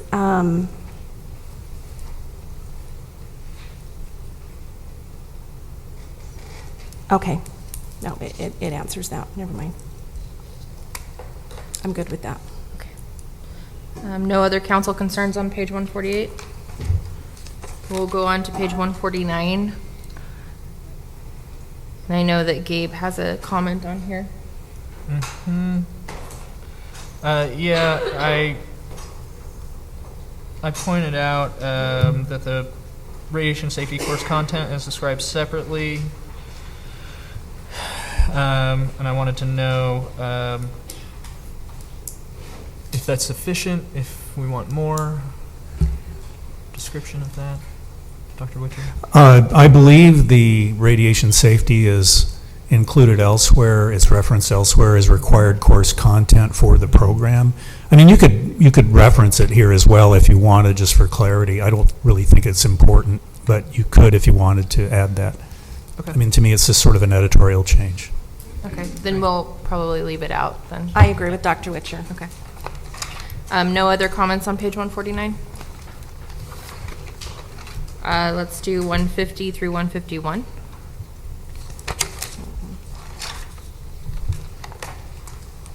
No comments. The next is pages 154 through 155. And I believe Gabe has another comment or question for the General Assistant Counsel. So this is the externship 1 or 2 on here on page 155. Excuse me, and I'm sorry to Councilmember Ovard for misquoting her. I know that you didn't actually want to. You preferred 1. Oh, are we okay? I was looking at page 154. Sorry. Oh, sorry. Okay. Sorry. Yeah, we're on 155 at subsection 2. And so I have changed that. I'm happy to change it back. I've noted that CODA requires 2. I don't know how the council feels about that, but I look for your direction. Where are you? Sorry, 155 at line 11. Line item. Oh, okay. I'm sorry. I was looking at. My mind was somewhere else. I'm sorry. Okay. I should have. I know better than to not say the line. Yeah, I'm just under the impression, or just that I know CODA requires 2, but I know I don't know, streamlining things, but 1 is sufficient. And then if you're going to be adding, we're changing 50 from 25 to 50% in specialty as an option. I think 1 plus maybe doing one of those is 50% still gives you 2 if as an option. So having 2 externship sites is burdensome for some, but I think 1 is sufficient. Okay. Does the council agree? We have agreement on that? The council agrees? Okay. You always have the option of doing more. Exactly. One or more. And did you have another one, Gabe?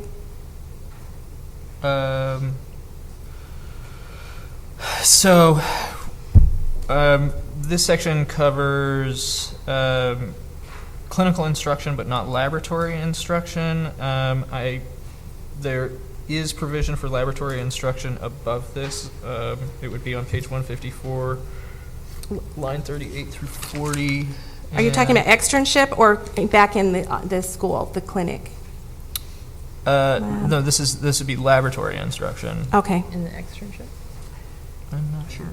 I think we had some testimony that there shouldn't be a restriction on doing some lab instruction in extramural sites because sometimes that's necessary as part of the clinical instruction. Okay. Is that the intent there? Just to clarify, yeah. So no restriction on laboratory instruction in extramural instruction, correct? Correct.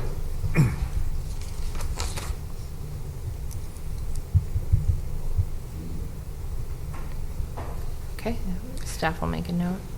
I had one more, conducting at least 5 site visits. It's H on line 38 on page 155. Since we're only doing one site, or if it's written as one site, 5 visits was going to be sufficient. Okay. If we were going to do 2, Right. my question was how are we doing 5 per site, but if that's going to be the new. Well, as Dr. Butcher points out, you can do more, yeah, but I was just so- saying 5 site visits with 265 hours, that's about every 23 hours or so, which is about 2 weeks. So it's nice to not have it be 10 days. Sure. So it's So nice to have it. Should we clarify, though, 5 site visits per office? in the instance that someone does do 2.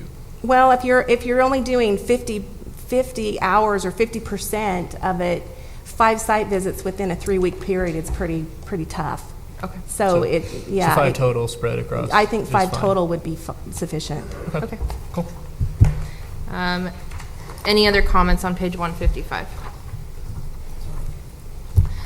We'll move on to pages 156 through 157. Are there any comments? Hearing none, we will move along to pages 164 through 165.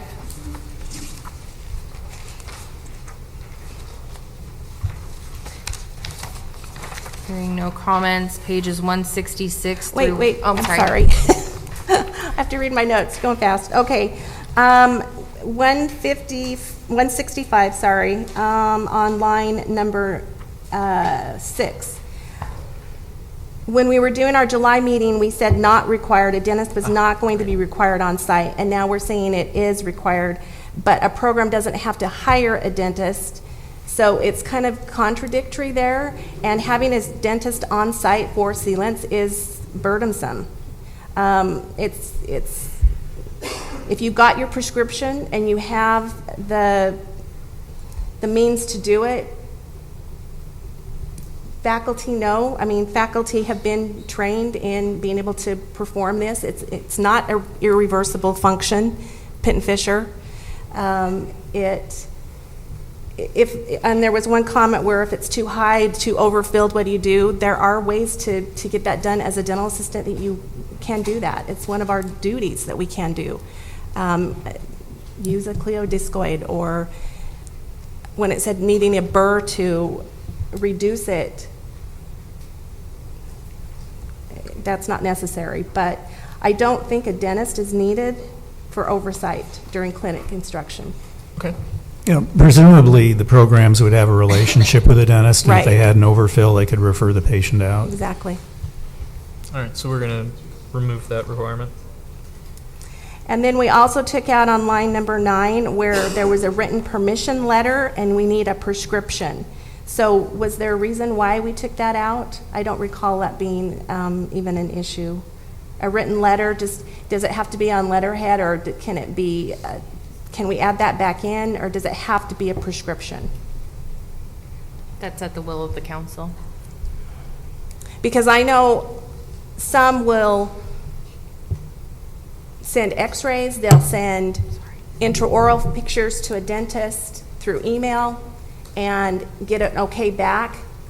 And so that is written permission, but that's not necessarily a prescription. Is the council okay with restoring written permission letter or to the language? No objection. Okay. Staff will restore the language.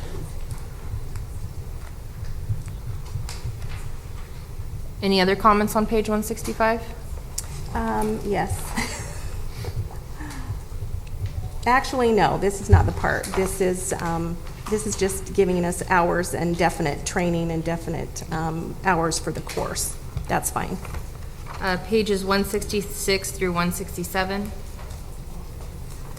This is where my intent was not what I think I voted on during the meeting.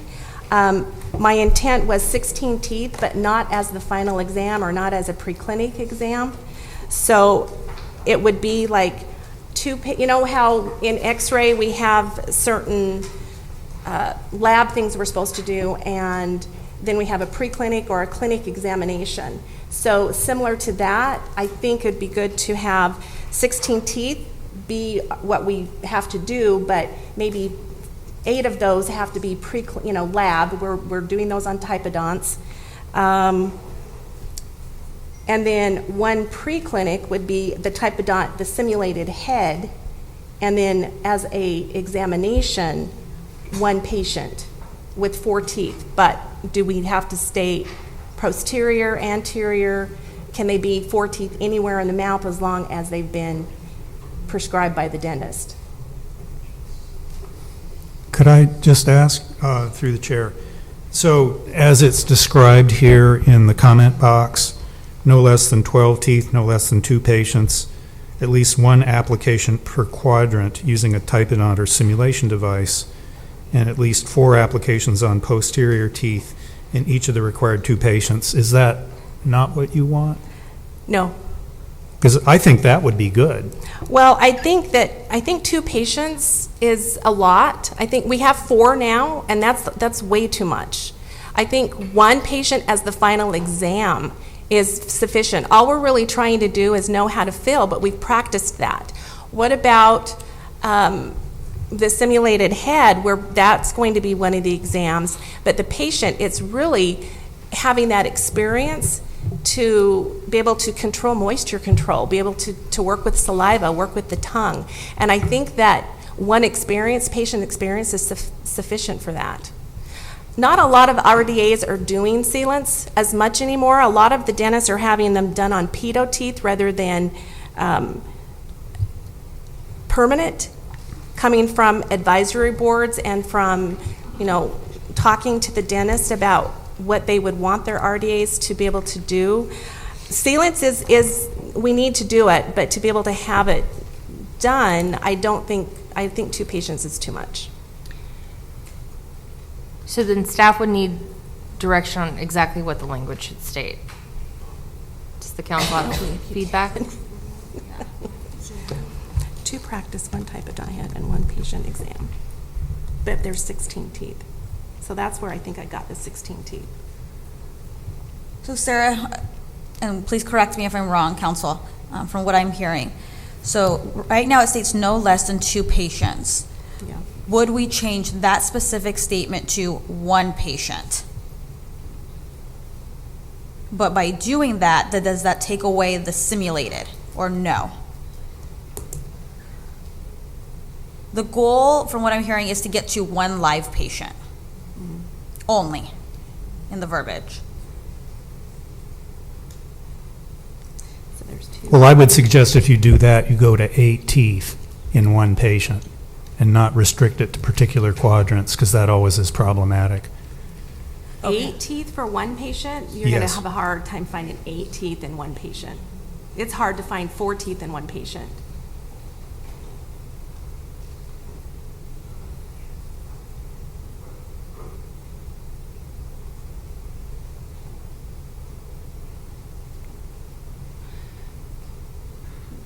Any other comments? I don't do sealants, so.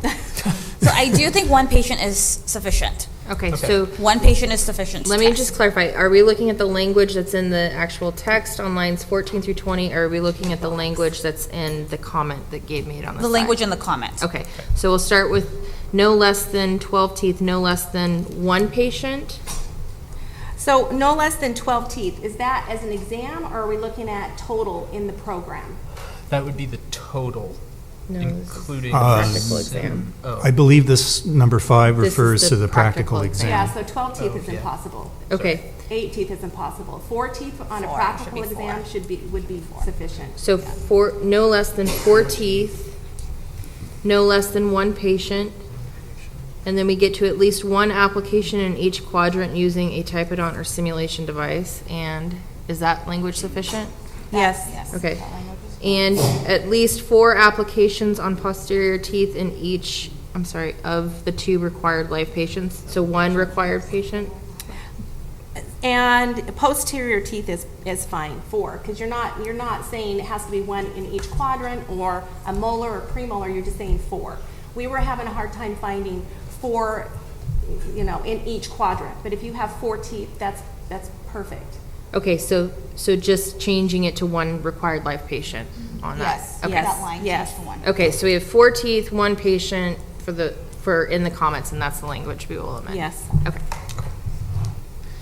Any other council comments? Page 167, nothing? Pages 168.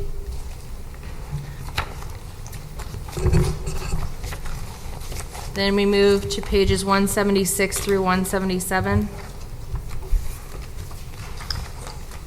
Nothing, hearing nothing. Pages 178 through 179. Just a minute. Just a minute, let me get there.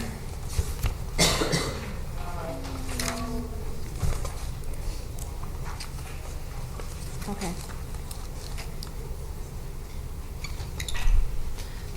Pages 180 through 181.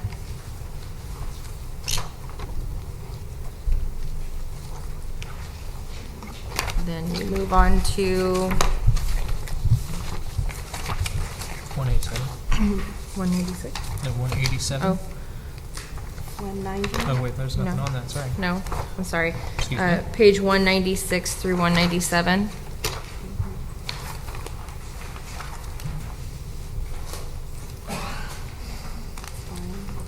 Hearing nothing. Pages 198 through 199.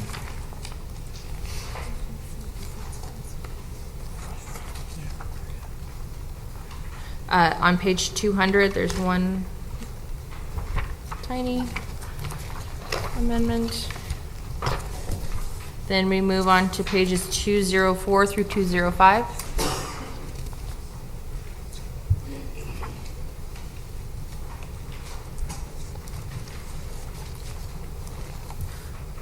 Page 207.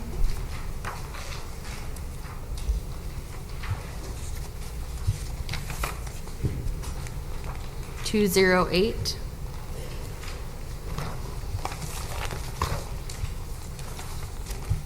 Then we move on to 213.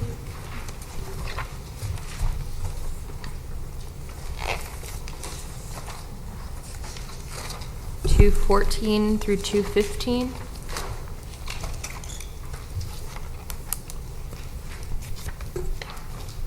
(216).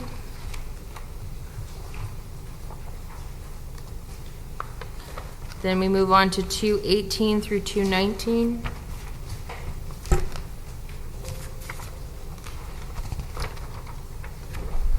Then 220 through 221.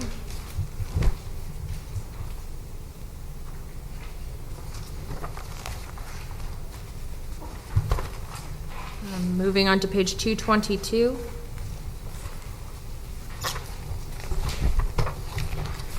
And then we don't have anything again until page 230 through 231, and I believe Gabe has a comment here on page 230.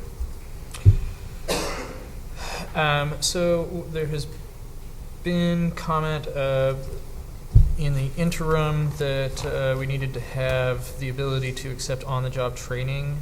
Here, sorry, I'm on page 230 at line 28 to line 33. I've added that language. And if the council approves of that. What is acceptable? So how would you define that? Is it acceptable on-the-job training? I think. Could I speak to that? Yeah, thank you. It appears to me that comment might not be necessary because it's within a board-approved RDA program that this would be happening anyway. So I think on-the-job training in that context isn't really relevant. Okay. So I would just say take this out.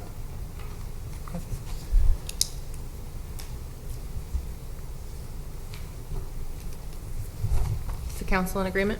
Council agree. Any other comments on page 230 or 231? Moving to page 232. Page 231. Where we have line 28, where it says 1 film box per operatory or screening for digital. If we're going to be getting away from traditional film, do we need to even say view boxes in the room as a program? I think we still need to specify an option, and I think that's why we have. But per operatory, can we just say? That's the will of the council. What do you think? Would you just have one view box, period? One view box, period. Yeah. Okay.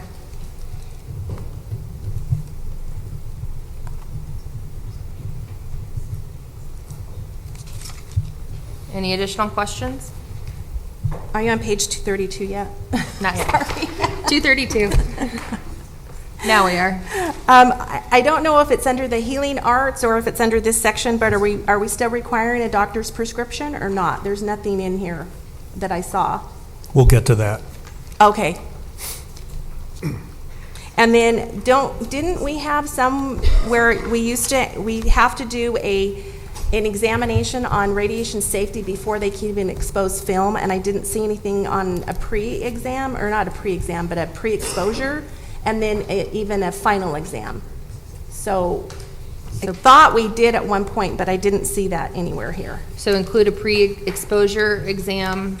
Like so like they're teaching all about radiation safety for the first week, and then you be pre-exposing, before they're exposing film. Okay, I'm sorry, what was the second exam? The final. The final. It'd be the final. There's a final written plus a final competency. Well, there are requirements under course and curriculum content on page 111 where it talks about each student shall pass a written exam which reflects curriculum content. Each student shall pass a clinical exam. Right, but that says curriculum content. That's the whole class. Are we going to have something about a pre-exposure? They need to know all about safety before they even expose film or expose their patient. Like how far back to stand instead of waiting until the very end of the course. Well, I don't think they would pass the competencies along the way unless they could do that. If the council agrees, staff will look at the language to see if we can add the pre-exposure exam and the final examination if it's not addressed in another section. Any other comments on page 232? Moving to pages 234 through 235. And I believe Gabe has a question on this one. This is in relation to extramural dental facilities for radiographic performances, line 17 through 20. Yeah, and so I don't think that we reached a clear consensus on whether or not dentist supervision could be direct or indirect, and so just wanted to. Could I speak to that? And I know the other council members had comments, so I hope they'll chime in too. There is a section in the Health and Safety Code that requires dentist supervision that's referenced in 1014.1. that's where this requirement comes from, because it is a statutory requirement, if I'm correct. Sarah knows this too. So we got to have superintendent supervision. Traditionally, this has been general supervision, I think it is general supervision. and I would say let's leave it that way because it seems to be working fine. A dentist usually does write the prescription. They usually do review the x-rays once they've been taken, and I think he doesn't necessarily need to be on site, but there needs to obviously be some level of supervision. Okay, you got that? All right. Everybody okay with that? Yes, I agree. Any other comments on pages, on 235 or 234? Moving on to page 236 through 237.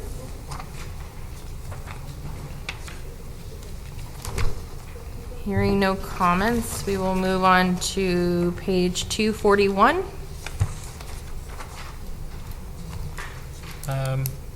So this is in, we're at 241 on lines 34 and 41. We've had a number of comments and questions about the extent to which these 100 and 900 numbers are dramatic expansions in the current requirements, and so it's been enough commentary that we'd like to bring it to the council again and make sure that that's I know the there's, council. for the lab instruction of 100, that's quite a bit. It even says that,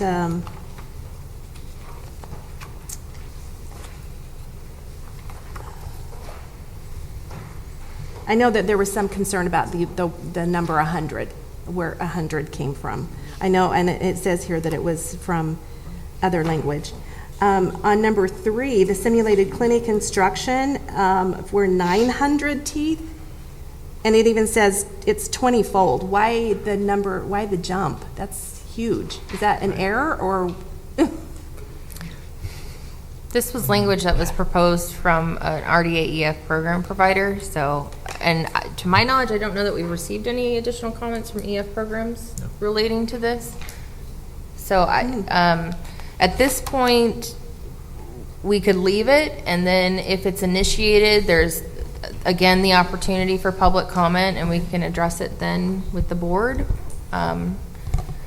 unless the council wants to change it now. If I could make a suggestion, why don't we go back to the original language? Because they can always do more. And we never really had any indication. I mean, the pass rate on the exam seems to be in the range. I mean, it varies a lot from program to program, but I don't know that adding that many more procedures, I mean, how many times do you have to do something before you become, before you reach basic competency? I mean, There's oversight. So we could always take comments to increase it if somebody comes back Then later. staff will revert to the original numbering. If I could beg your indulgence on 121, my computer decides, which I had all my notes in, and I'm sort of struggling a little bit because I don't have it. Page 121, line 24, 25. I think there's a number 2 missing that relates to the laboratory instruction. So if we could just add that back in, because that is in the original language. And that was on page 242 of the meeting materials. Correct. And okay. I have a couple of others, but I'll add those at the end. Are there any comments on page 243?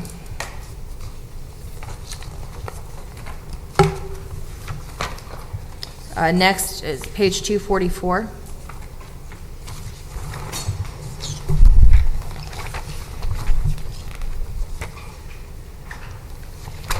Then we move to page 252 through 253. Gabe had a comment regarding a CODA instruction. I just wanted to double check to see if the council had any comments.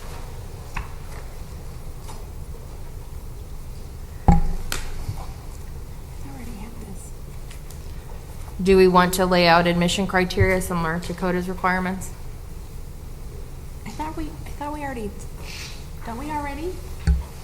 Maybe it's not worded exactly. It may like not be CODA, worded exactly, but if the council thinks we're sufficient. I then- think it's sufficient. Okay, great.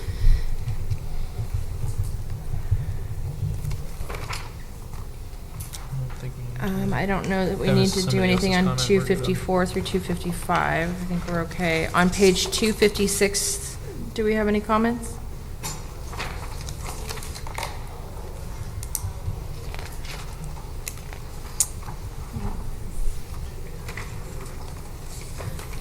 Next would be to page 258.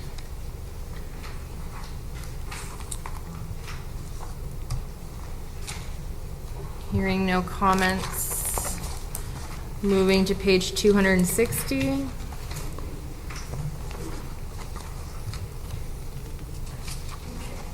Hearing no comments. Page 263.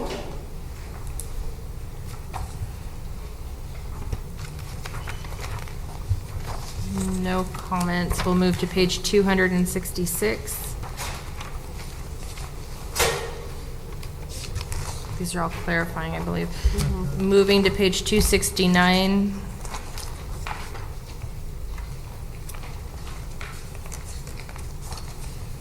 Hearing no comments. Moving to page 270. Hearing no comments. There's formatting until we get to page 274, and there were deletions.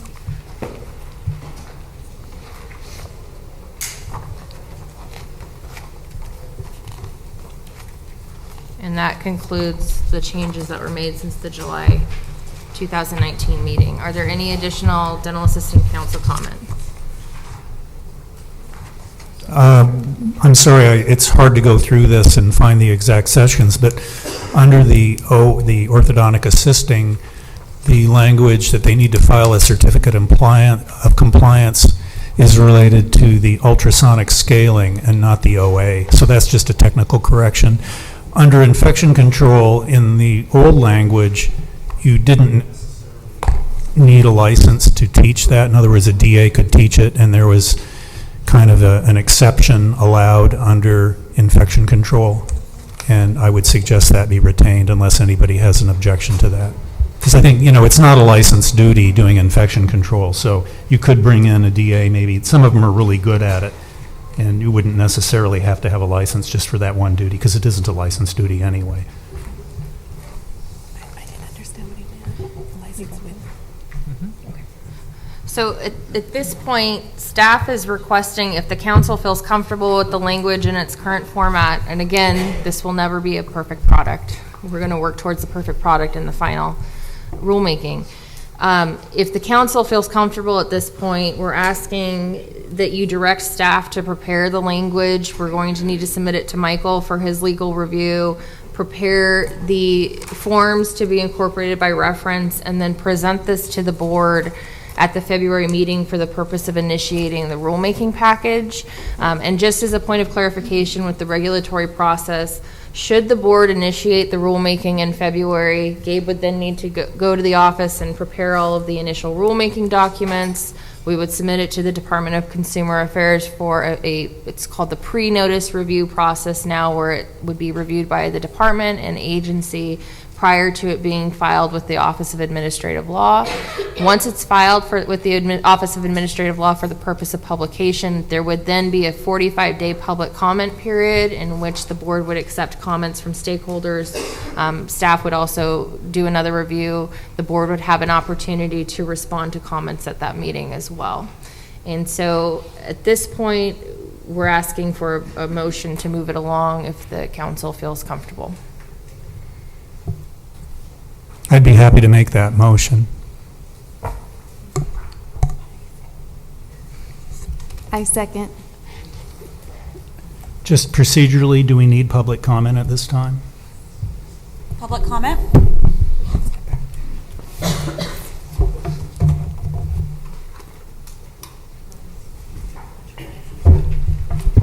Melody Randolph, representing KDAT and Daggers. And first of all, I have to thank you for all your hard work on these regulatory changes. They've been a long time coming, so we've worked hard towards them. However, I would be remiss if I didn't strenuously object to moving this forward at this time. There are dozens of issues that you did not address today that were addressed in the July meeting, things that are going to directly impact programs and courses, things that aren't going to make any sense. For example, you're just now on one conversation changing the entire intent that was said at the July meeting with the stakeholders about one patient for sealants. However, your hour requirements is still saying 8 hours of clinical instruction for one patient. What are we going to do for 8 hours on one patient? That needs to be fixed. Same thing with the x-ray hours. You're now changing the x-ray hours to 12 hours for clinical instruction for 4 patients. That's 3 hours for an FMX on a patient. That does not make any sense, among many, many, many other issues. And if we don't stop here and rectify these issues before we move on, we're going to be wasting a lot of time, the board's time and other people's time in the future when there's public comment and many, many, many dental assisting educators are going to come forward and present all of these issues, and we are going to be wasting a lot of people's time if we move this forward now, because there are significant issues that need to be addressed. Thank you.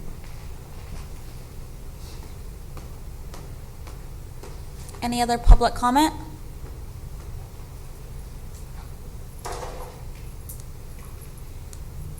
Claudia Pohl, CDAA. I think I would concur with Melody in that we only had a week to review this, and I think it would be helpful if we could go back and review it and have conversations about some of the areas that are still not exactly as had been worked at the workshop, and some things that have shifted and changed since the last time.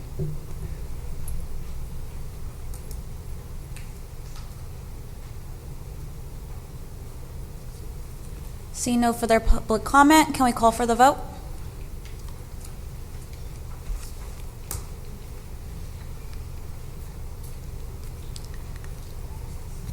Cazares? Aye. Aye. Contreras absent. Olagi? Yes. Yes. Ovard? Yes. Yes. Peacock absent. Witcher? No. Could I just make a comment? You know, I spent a lot of time on this. I went back to the tape.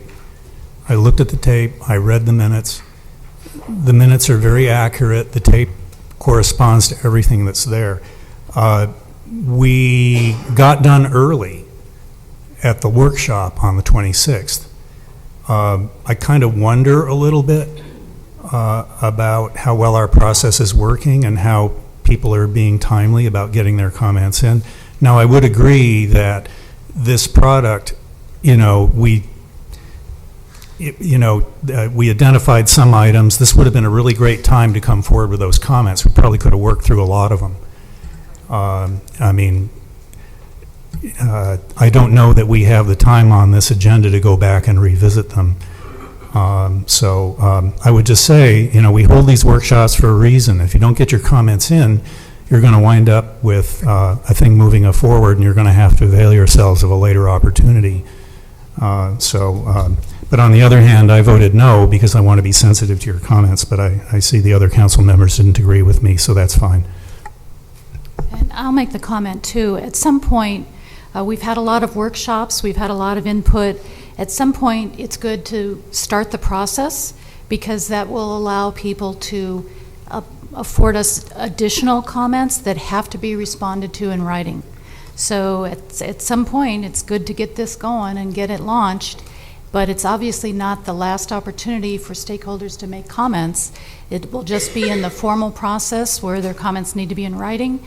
They will be discussed by the board moving forward once the package is initiated. So it's not over, but at some point, this has been discussed for, I'm thinking 2 years now. And so, Sarah just said 5 years. So, well, I was giving us a break. So just let that know. We are interested in hearing your comments. And once if the board chooses to move it forward, then there would be time constraints in which to respond. And so everybody would be held to those time constraints, including board staff and board members. So this isn't the last of it, but at some point, it reminds me of what we did with infection control, and Dr. Lay finally said, enough! We've got to start the formal process so that we can address these things in a formal way. So just know we hear your concerns, and I'm guessing they're going to be addressed along the way. Just wanted to interject with that discussion. I believe the motion carried. Yes. We will then move to public comment on items not on the agenda.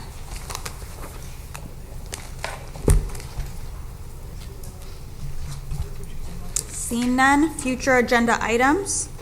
And now council member comments on items not on the agenda.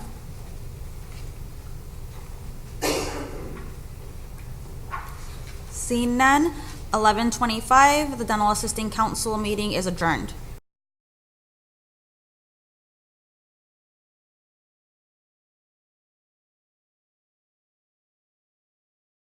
Please. The meeting of the Dental Assisting Council was held on Thursday, November 4th. Roll was called and a quorum was established. Items discussed on the agenda included new dental assisting programs and applications, update on RDA program reevaluations, and overview of the reevaluation process. In early 2019, it was brought to the board staff's and dental assisting's attention based on feedback from stakeholders regarding the reevaluation process, and 2 informational workshops were given. Stakeholders then provided feedback. Currently is a reevaluation process and new requirements and application process. Ongoing communication will continue between board staff and stakeholders to ensure the reevaluation process is successfully completed. Updates on the dental assisting examination statistics was provided. A presentation by the Office of Professional Examination Services regarding the RDA General Law and Ethics Combined Written Exam passing scores was provided, and I thank Opioids for giving us that additional information. In addition, a revised bulletin is underway and is projected to be sent out to dental assistants in Q1 of 2020. Update on dental assisting licensing statistics. Election of the Dental Assisting Council Chair and Vice Chair for 2020. Cindy Ovart will be the Chair, Rosalinda Olagi for Vice Chair. And discussion and possible action regarding the dental assistant comprehension rulemaking proposal. Action was taken, and it will be proposed at an upcoming dental board meeting. All stakeholders and dental assisting council's comments will be taken into consideration when presented. And that concludes the dental assisting council meeting.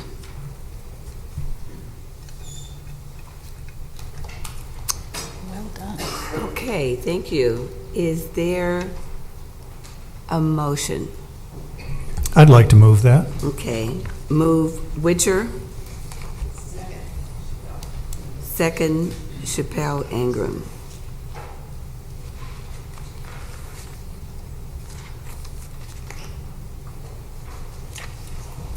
Now, before we move further on this, want to entertain board member questions on any section of this report?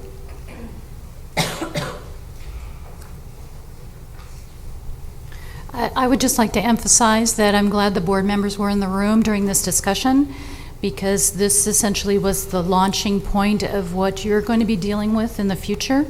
So you're going to be hearing about this language moving forward for a while. You also heard the discussion from some of the stakeholders that they did not want the council to move this forward, and that by moving it forward to the board does give us an opportunity to start the clock to be able to continue to address those concerns, but in a timely fashion. So does anybody have any questions about what that process will be? We'll continue to sort of walk you through it as we go down that path. So no questions?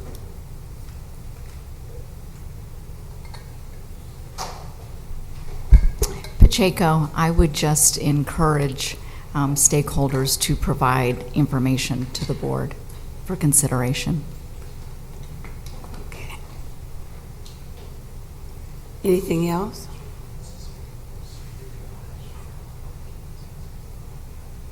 Okay. So we've had public comment. So the board has moved and accepted the report. If you would call the roll, please. Burton. Yes. Burton, aye. Chan, aye. Chappelle Ingram. Yes. Chappelle Ingram, aye. Lai. Yes. Lai, aye. Laren. Laren, yay. Lay. Yes. Lay, yes. Mackenzie. Yes. Mackenzie, yes. Medina. Yes. Medina, yes. Morrow. Yes. Morrow, yes. Olagi. Yes. Olagi, yes. Pacheco. Pacheco, yes. Stewart. Stewart, yes. Witcher. Yes. Witcher, yes. You. Yes. You, yes. Motion passes. Thank you.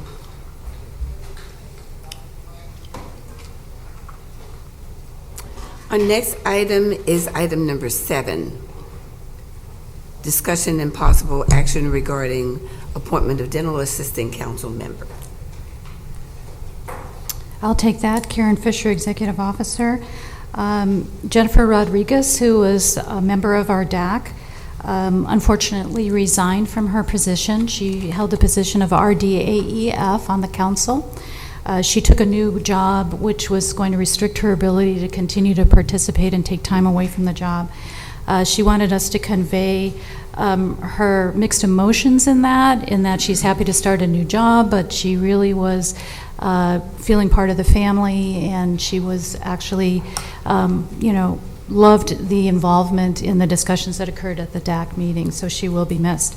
We recruited to fill behind her, and President Burton appointed a subcommittee of Rosalina Olagi and Dr. Bruce Richer to review the applications, to conduct telephone interviews, and I'm going to hand it over to the subcommittee for their recommendation. So after a thorough interview process of 3 candidates, the recommendation to appoint Stacy Welch, RDA EF, to the Dental Assisting Council. Her application and resumes start on page 299, and Dr. Witcher and myself would be happy to answer any questions or take any comments.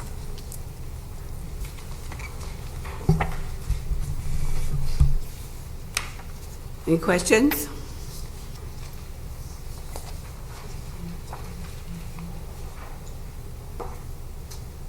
Is there a motion?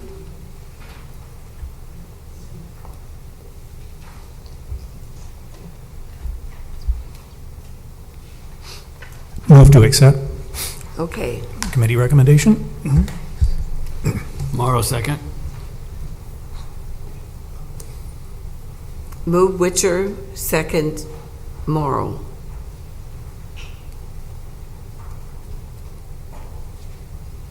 Would you call the roll, please? Burton. Yes. Burton, aye. Chan, aye. Chappelle Ingram. Aye. Chappelle Ingram, aye. Lai. Lai, aye. Laren. Laren, aye.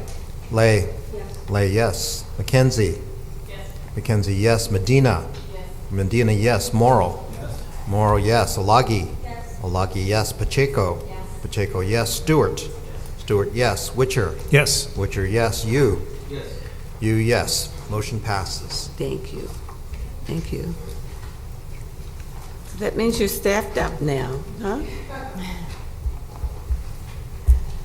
Okay, item number 8, page 306, report on the meeting of the elective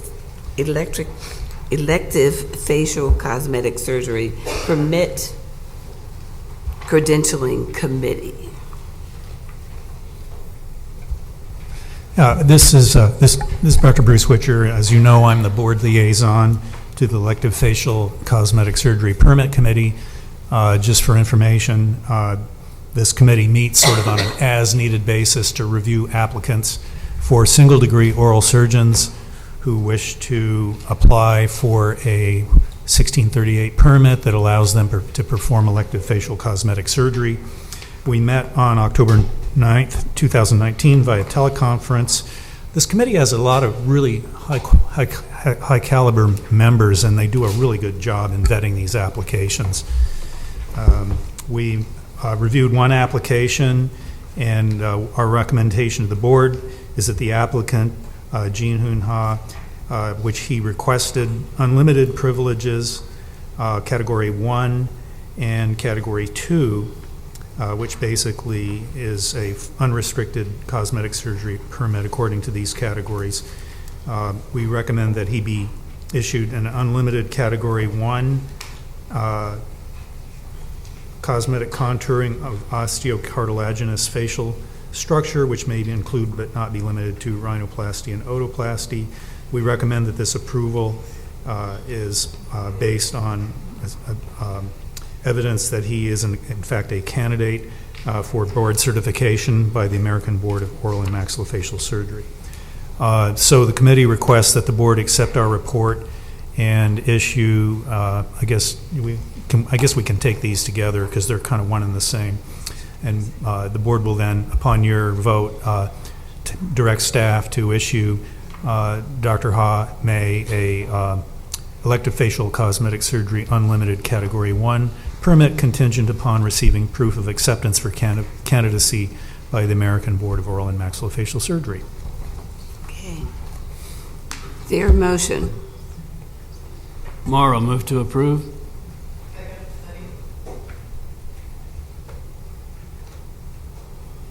Any questions? Any public comment? Would you please call the roll? Burton. Yes. Burton, yes. Chan, yes. Chappelle Ingram. Yes. Chappelle Ingram, yes. Lai. Yes. Lai, yes. Laren. Yes. Laren, yes. Lay. Yes. Lay, yes. Mackenzie. Yes. Mackenzie, yes. Medina. Yes. Medina, yes. Morrow. Yes. Morrow, yes. Olagi. Yes. Olagi, yes. Pacheco. Yes. Pacheco, yes. Stewart. Stewart, yes. Witcher. Yes. Witcher, yes. You. Yes. You, yes. Motion passes. Thank you. Okay, so now we're moving to item 9, discussion and possible action regarding AB 1519. And before we do this report, I'm going to ask you please to speak into the mic. It's very difficult to hear you. Okay. And then members, I'm going to ask you to use your cards if you have questions, and you'll be recognized. Okay. All right. Gabriel Niven again, Legislative and Regulatory Analyst. Sorry. So AB 1519 was the board's sunset bill. It was passed September 13th and signed October 13th. We've included an outline of the bill's provisions which require implementation by the board. Numerous sections make non-substantive and conforming and clarifying changes, and I won't be talking about those. In addition, the chaptered version of the bill is attached, and the page numbers referenced in the outline will correspond to that document. So now I'll take you through each section that requires implementation. Sections 2 through 4, pages 8 through 11, are amending sections 205, 205.4 of the Business and Professions Code. They'll be combining the State Dentistry Fund and the State Dental Assisting Fund into one fund, and the State Dental Assisting Fund will be abolished. So the board will be working with DCA budgets and accounting offices to implement these provisions. Section 12 on page 13 amends section 1611.3 of the Business and Professions Code, adding a requirement that the notice which practitioners provide to consumers will be made accessible to patients who access their services through telehealth. The board will be promulgating regulations to implement this section. Section 29 amends section 1628.5 of the Business and Profession Code changes the list of acts for which the board may deny a license. The new list is limited to an applicant having been convicted of a crime or having been subject to formal discipline pursuant to Section 480 of the Business and Professions Code. This is related to Assembly Bill 2138 and the denial of applications and revocation and suspension of licenses. The board has promulgated regulations to implement provisions of 2138 and will continue to work on implementing the provisions of this bill. That's going to include forms, notifications to practitioners on the website. Section 30 on page 23 amends Section 1629 of the Business and Professions Codes, requiring an applicant for licensure to additionally furnish fingerprints for the purposes of conducting a background check, and authorizes the applicant to submit a copy of a completed live scan form instead of the traditional fingerprint cards. The amendment requires the board to request subsequent arrest notification service for all applicants and requires applicants to furnish a signed release allowing disclosure of information from the National Practitioner Data Bank, as well as verification of registration status from the Drug Enforcement Administration. Staff will be working with DCA to update Breeze, the website, and applicable forms. Section 31 amends Section 1630 of the Business and Professions Code, adds to the requirement for examination of applicants for licensure to practice dentistry to specifically include the assessment of competency in the areas of diagnosis, treatment, planning, and restorative, endodontic, and periodontic, and prosthetic dentistry. Staff will be working with DCA to update Breeze, the website, applicable forms, and will be sending letters to stakeholders, including REB and ADEX. Section 32 amends Section 1632 of the Business and Professions Code to specify applicants must submit evidence of satisfactory completion of the clinical and written examination administered by REB or ADEX within 5 years of the date of application. The amendment also requires the board to provide a report on how many other states have recognized licensure by portfolio examination at the time of its next sunset review. Staff will be working with DCA to update Breeze, the website, and applicable forms, and will send letters to stakeholders, including REB and ADEX.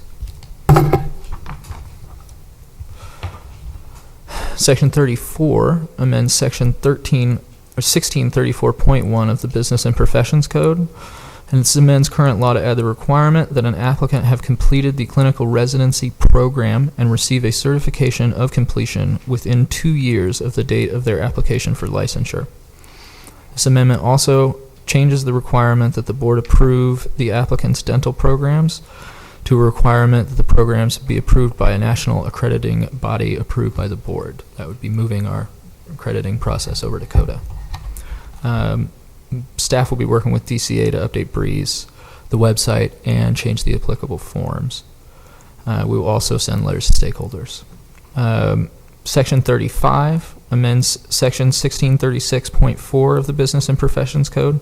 It prohibits the board beginning January 2020 from accepting new applications for approval of foreign dental schools, and instead requires foreign dental schools seeking approval to complete the international consultative and accreditation process with CODA or a comparable accrediting body approved by the board. The amendment requires previously approved foreign dental schools to complete the CODA accreditation by January 1, 2024 to remain approved. This also adds Section 1636.4 to the Business and Professions Code, operative January 1, 2024. This requires all schools seeking approval as foreign dental schools to complete the accreditation process with CODA, and the section also replaces the previous section which specified that the board was responsible for approving and monitoring foreign dental schools. This amendment removes specific responsibility for ongoing monitoring of approved schools from the board and moves that responsibility to CODA. An implementation deadline of January 1, 2024 for CODA reapproval of previously approved dental schools is required by this amendment. This amendment also repeals previous Section 1636.6 of the Business and Professions Code. Staff will be working with DCA to update the website, notify current approved approved foreign dental schools and sending letters to stakeholders, including CODA, informing them of the changes. Section 41 adds Section 1673 to the Business and Professions Code to require licensees on probation for specified misconduct or criminal acts to provide patients with a separate disclosure that includes the licensee's probation status, length of the probation end date, all practice restrictions placed on the licensee by the board's telephone number, and an explanation of how the patient can find further information on the licensee's probation on the licensee's profile page on the board's online license information website. The addition, beginning July 2020, also requires the board to place the following information in plain view on the licensee's profile page on the board's license information website. One, for probation imposed pursuant to a stipulated agreement, the causes alleged in the operative accusation, along with a designation identifying those causes by which the licensee has admitted guilt, and a statement that acceptance of the settlement is not an admission of guilt. For probation imposed by an adjudicated decision of the board, the causes for probation stated in the final probationary order. For a licensee granted a probationary license, the causes by which the probationary license was imposed, the length of the probation and the probation end date, all practice restrictions placed on the license by the board. An implementation deadline of July 1st, 2020 is required by this addition. Staff will be working with DCA to update the website, application process, and the enforcement process and disciplinary guidelines. Staff will work with board legal counsel to produce legally sufficient forms and update the Attorney General's office with the changes and send letters to stakeholders. Section 42 amends Section 1680 of the Business and Professions Code to add the failure by the treating dentist prior to the initial diagnosis and correction of malpositions of teeth or initial use of orthodontic appliances to perform an examination, including the review of the patient's most recent diagnostic digital or radiographs or other equivalent bone imaging suitable for orthodontia to the failure to do that is now unprofessional conduct. Staff is going to work with DCA Internet Services to update the website, as well as the enforcement unit to update the enforcement process and the disciplinary guidelines, as well as the Attorney General's office.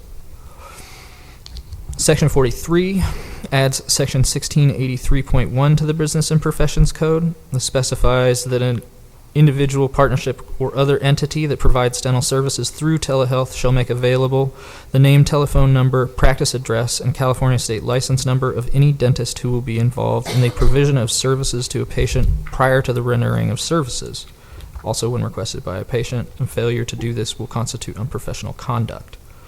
Staff will again be working with DCA Internet Services and the enforcement unit, as well as the Attorney General, to implement these changes.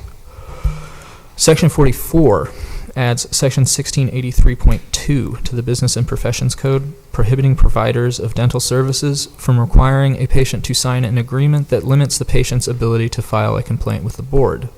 Staff will work with the DCA Internet Services, as well as the enforcement unit and the Attorney General's office to update these changes. Section 45 amends Section 1718.3 of the Business and Professions Code to add to the requirements for obtaining a new license to replace a canceled license an option to apply as a new applicant through one of the available licensing pathways. Staff will work with DCA to update the website, applications, and the licensing process, as well as notifying stakeholders. Section 52 amends Section 1752.1 of the Business and Professions Code to codify the continued suspension of the RDA practical examination. Section 54 amends Section 2096 of the Business and Professions Code to specify that applicants for a physician's and surgeon's license who are applying after completing a combined dental and medical degree program must complete 24 of 36 months of their required residency as part of an oral and maxillofacial surgery postgraduate training program accredited by CODA. This section of law, though, does not impact the board, so we will not be implementing it. Are there any questions?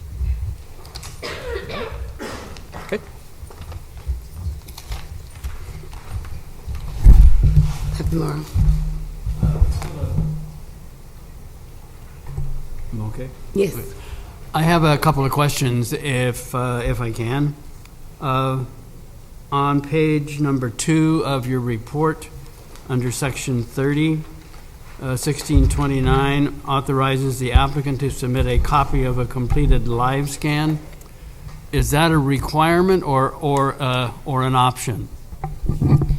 It's an existing requirement. The committee staff felt it was necessary to make changes to our existing law to specify live scan rather than the fingerprint card. So it's not necessarily a change that will have great implementation changes to the board. The second question is on page 3 under section 35. This is relating to approval of foreign dental schools. Section 1636.4. That, I think, addresses schools for reapproval, not for original approval. Is that correct? I believe it's new programs applying after January 1st of 2024.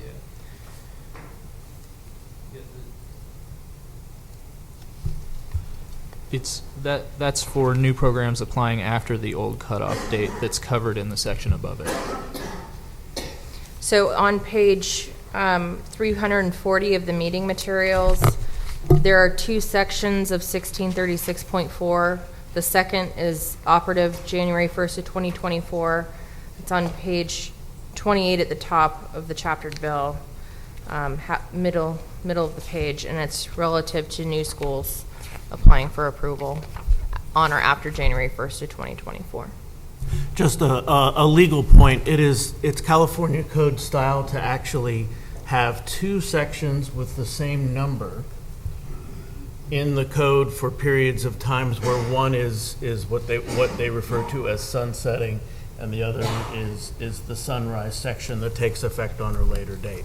I found that very interesting when I first came to California, but there will be, for this transition period, there will be 2 sections with this number in the code. Okay, thank you. That's it, thank you.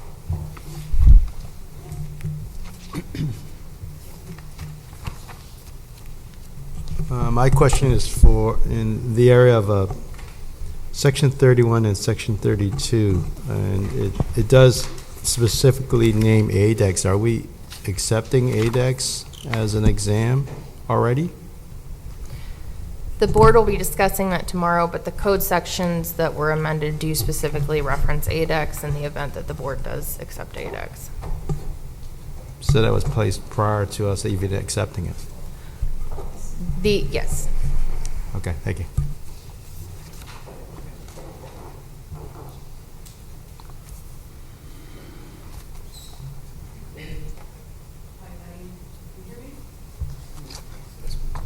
Okay, I had a question about section 2, page 1, about the funds being combined.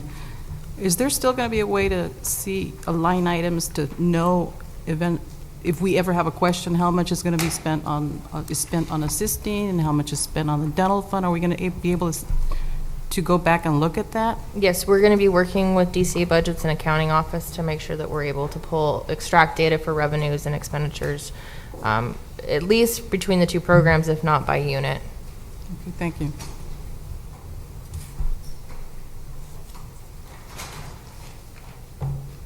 Any other questions? Any public comment?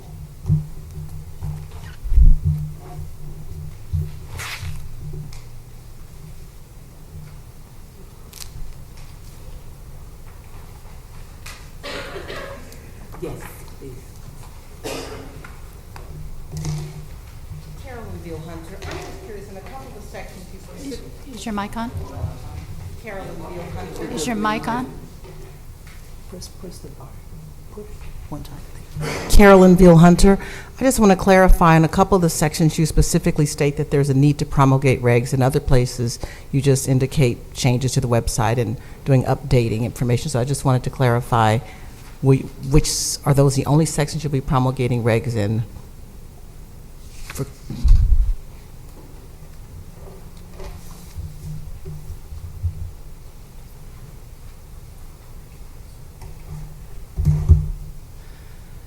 Most, if not all, of the provisions that are in 1519 we're able to implement. There's one specific section that we already have in existing law and in existing regulations that we would just need to update with the terminology.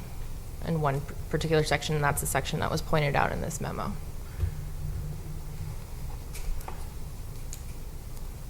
This is a working document, so there is no need for us to take a vote on this.